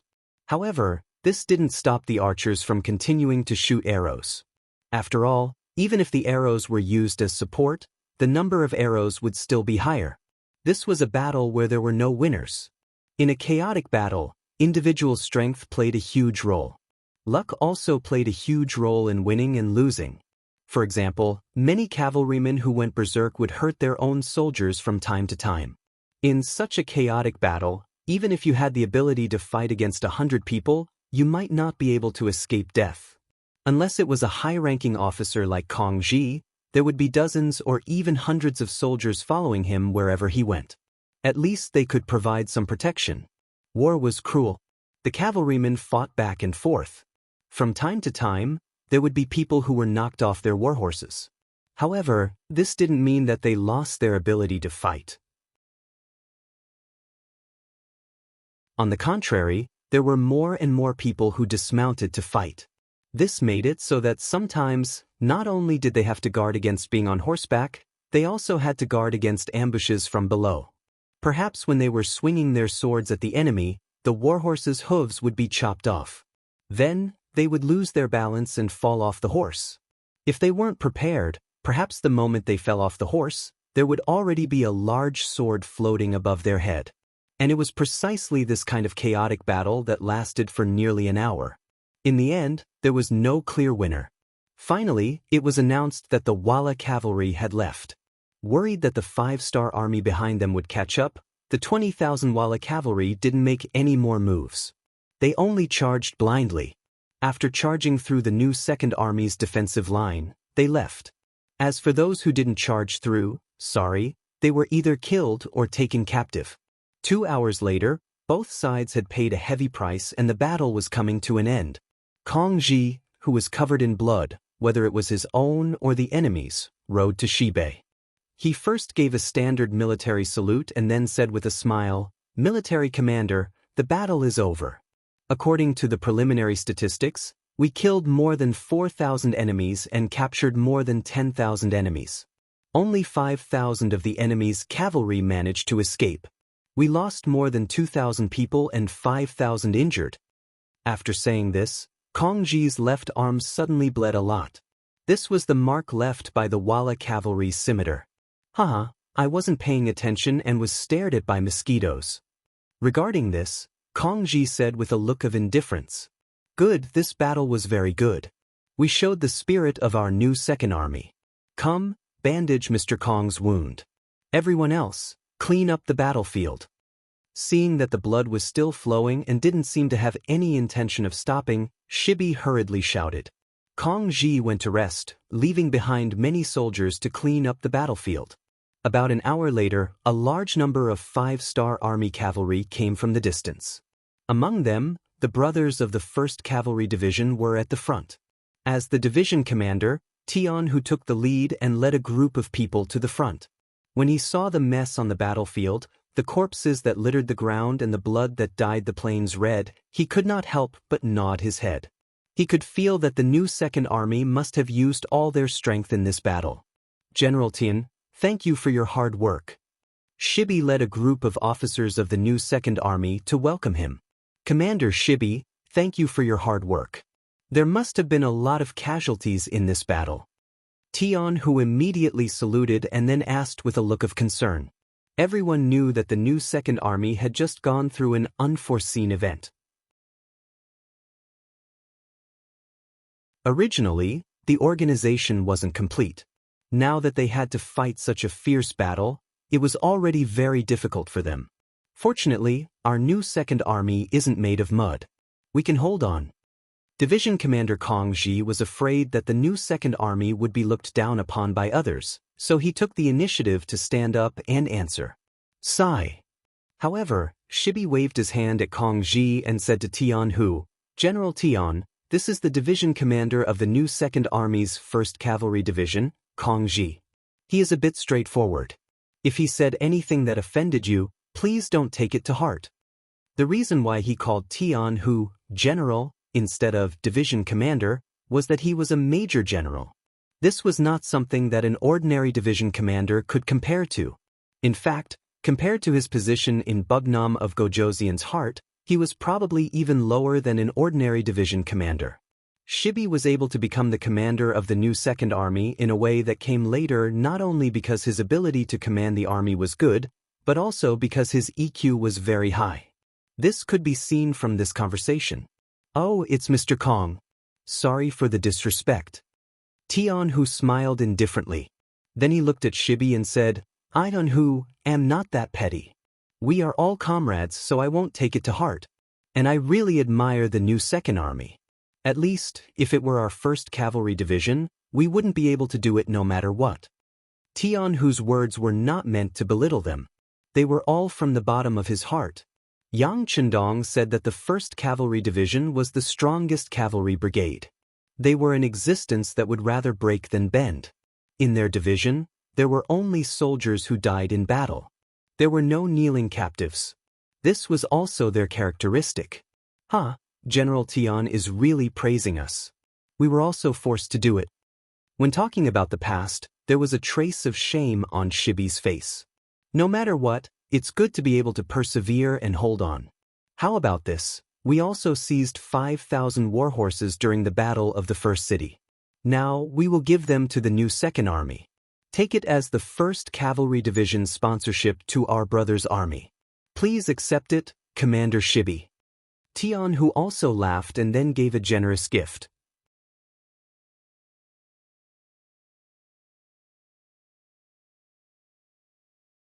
Chapter 1189. The 1st Cavalry Division always had 2 horses per person when they were on the road. If there were more, it would be difficult to take care of them. But how could they not pick up the horses that were abandoned on the road? And because they were at the front, they picked up some good stuff.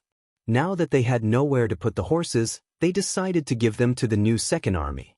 It could be considered a good karma, and it could also show the 1st Cavalry Division's sincerity. Hearing that there were 5,000 horses, Kong Ji's expression became much better. He finally knew that Tian, who was not laughing at them, but was sincerely admiring them. Thank you very much, Shibi said with a touched expression. He also knew that if the other party brought too many warhorses, it would affect their speed. But no matter what, he had to remember the favor of this gift of horses. Otherwise, they could have sent a troop to send the horses back. It would definitely be a great merit. The 5,000 warhorses were quickly handed over. Considering that the Wala cavalry was already far away and that they had to chase after them, Tian, who proposed to take his leave. She took out the limited food in the city to send the 1st Cavalry Division off. When he sent Tian Hu off, he asked tentatively, General Tian, if I ask the 6th young master to join the battle, do you think he will agree? Although the new Second Army's strength had been greatly reduced after going through a series of events, they had to fight if there was a chance to turn the situation around. Only in this way could the new Second Army's momentum be shown, and they could get rid of the humiliation of surrendering to Baiming earlier. Tian, who naturally saw this clearly, so he did not choose to remain silent. Instead, he said after thinking for a while, those 5,000 horses can be used as entrance tickets if they are properly trained. Oh, thank you General Tian for reminding me. She was stunned at first, but then he understood the meaning of these words. Obviously, Tian, who was reminding him that as long as there were enough cavalry and enough elites, they would have a chance to participate in the battle against the Wala. The 1st Cavalry Division finally left. Seeing the departing army, Division Commander Kong Ji sighed and said, I didn't expect the division commander of the world's #1 Cavalry Division to be so humble. He doesn't have any arrogance at all. Also, he has sincerely helped our new Second Army. You're right. General Tian is indeed a straightforward person. Perhaps his vision has long surpassed ours. In his eyes, he wants to conquer the world with the 6th young master. Only such a person is worthy of being the commander of the 1st Cavalry Division. Tian, who didn't know what Shibi and Kong Ji were saying about him. At this moment, he was hurrying on his way to the battlefield as he called the 5 commanders over to assign them combat missions. When we march, we must put the scouts further away. Do you remember how we were ambushed by the 6th young master? At that time, it was all thanks to the 6th young master showing mercy. Otherwise, our 1st Cavalry Division's reputation would have been tarnished. Therefore, I want to tell everyone that there's always someone better than you. Any actions or thoughts that look down on your opponents are unacceptable. If anyone dares to have such thoughts, then get out of the 1st Cavalry Division. We don't accept people who are arrogant and have no ability. When he said this, Tian, whose face was solemn, and he was very serious. This was also a problem that he had just discovered. When he was in Shajing City, facing the new Second Army, which had a history of repeated failures, his soldiers showed a sense of superiority. They didn't pay attention to others when they spoke, and some of them didn't even talk to others. This made the officers of the new Second Army feel very embarrassed. But from beginning to end, the commander-in-chief had never once complained to him. Just because others didn't complain didn't mean that it didn't happen. At that time, Tian, who considered that this was an internal matter of his division, so he didn't say anything. Now that he finally had the chance, he couldn't hold back and vented his anger to the 5 regimental commanders. Don't think that you're the best in the world. What did we rely on to have our current achievements? It's our comrade in arms, the sixth young master, who gave us preferential policies. Think about it. When did we not choose first when there were good soldiers? When there were good equipment, we didn't use it first. When there were good horses, we didn't choose first. Even if there were good food and drinks, we were the first to choose first. With this kind of full protection, even if we didn't do it, there would still be others who would do it, and they might even do it well. Therefore, everything that we have now has absolutely nothing to do with our own efforts. Do you understand? Regimental commanders, go back and check yourselves. When you rest during the march, you'll start criticizing and self-criticizing activities.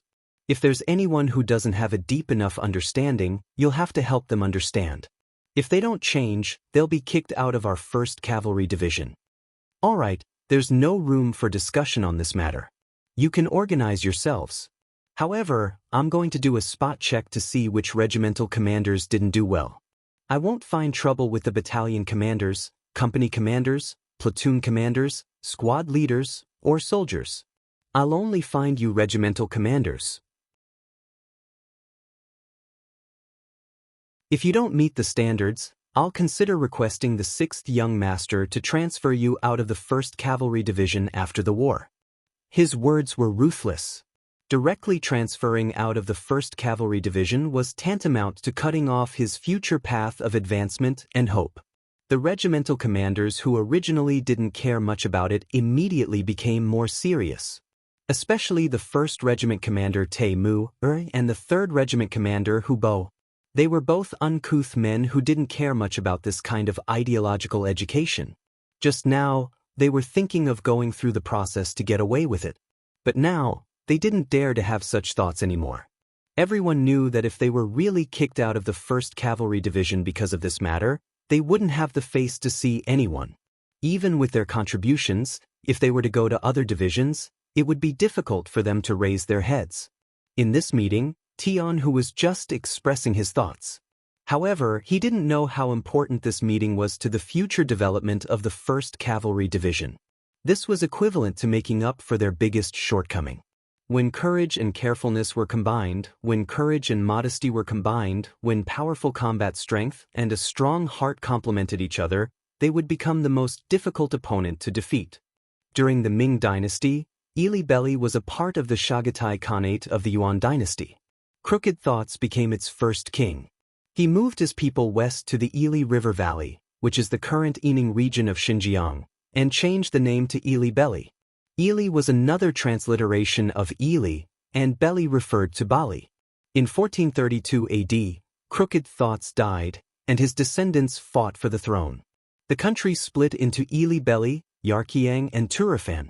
One of the descendants still used the name of Ili Belly, and became a subordinate country of the Ming Dynasty. Yarkiang was south of Tian Shan, east of Tsung Mountains, and west of Boston Lake. The other was centered around Turfan. Ili Banli King Bao lied. The thing he wanted to do the most in his life was to reunite Ili Banli and bring the legacy of his ancestors to greater heights.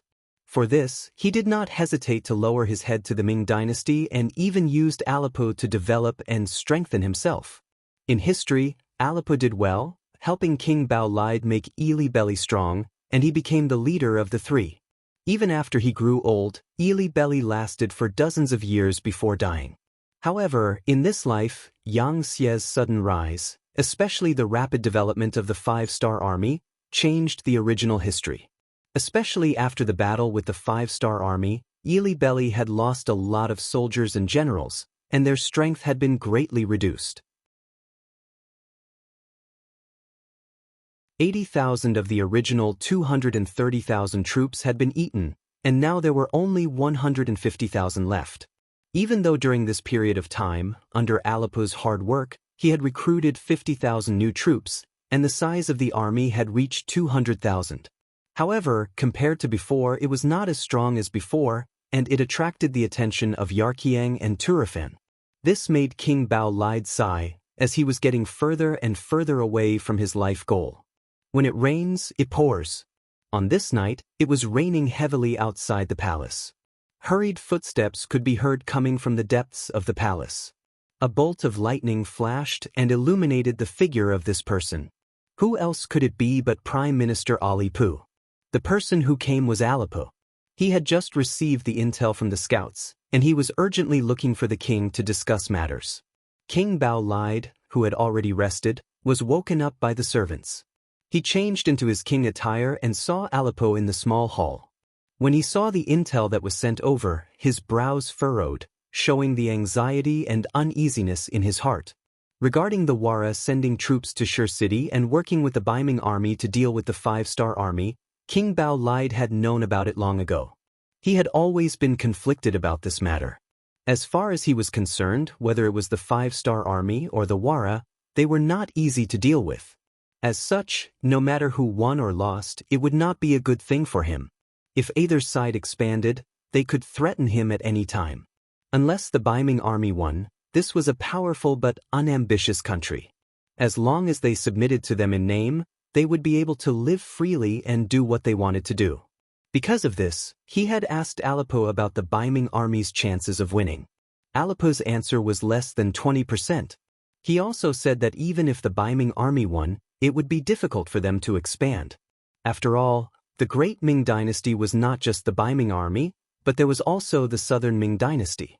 Dealing with internal problems was the most important thing for them to do. This answer was not what Bao lied wanted to hear. However, since they were small and weak, even if they did not like it, they could only wait for the final victor to appear. They could only hope that no matter who won, it would be a Pyrrhic victory. This would give them more time to develop. Now, the results were finally out. The 5-star army had won, and the Wala army had fled towards their base in Hanoi. You're tuning in to the Passion Pages YouTube channel. We're so grateful for your support, and don't forget to subscribe to join us on this incredible journey through captivating stories. Your generosity through donations truly makes a world of difference, as it's the primary source of revenue that allows me to expand and enhance this channel for you. Thank you from the bottom of my heart for being a part of this adventure.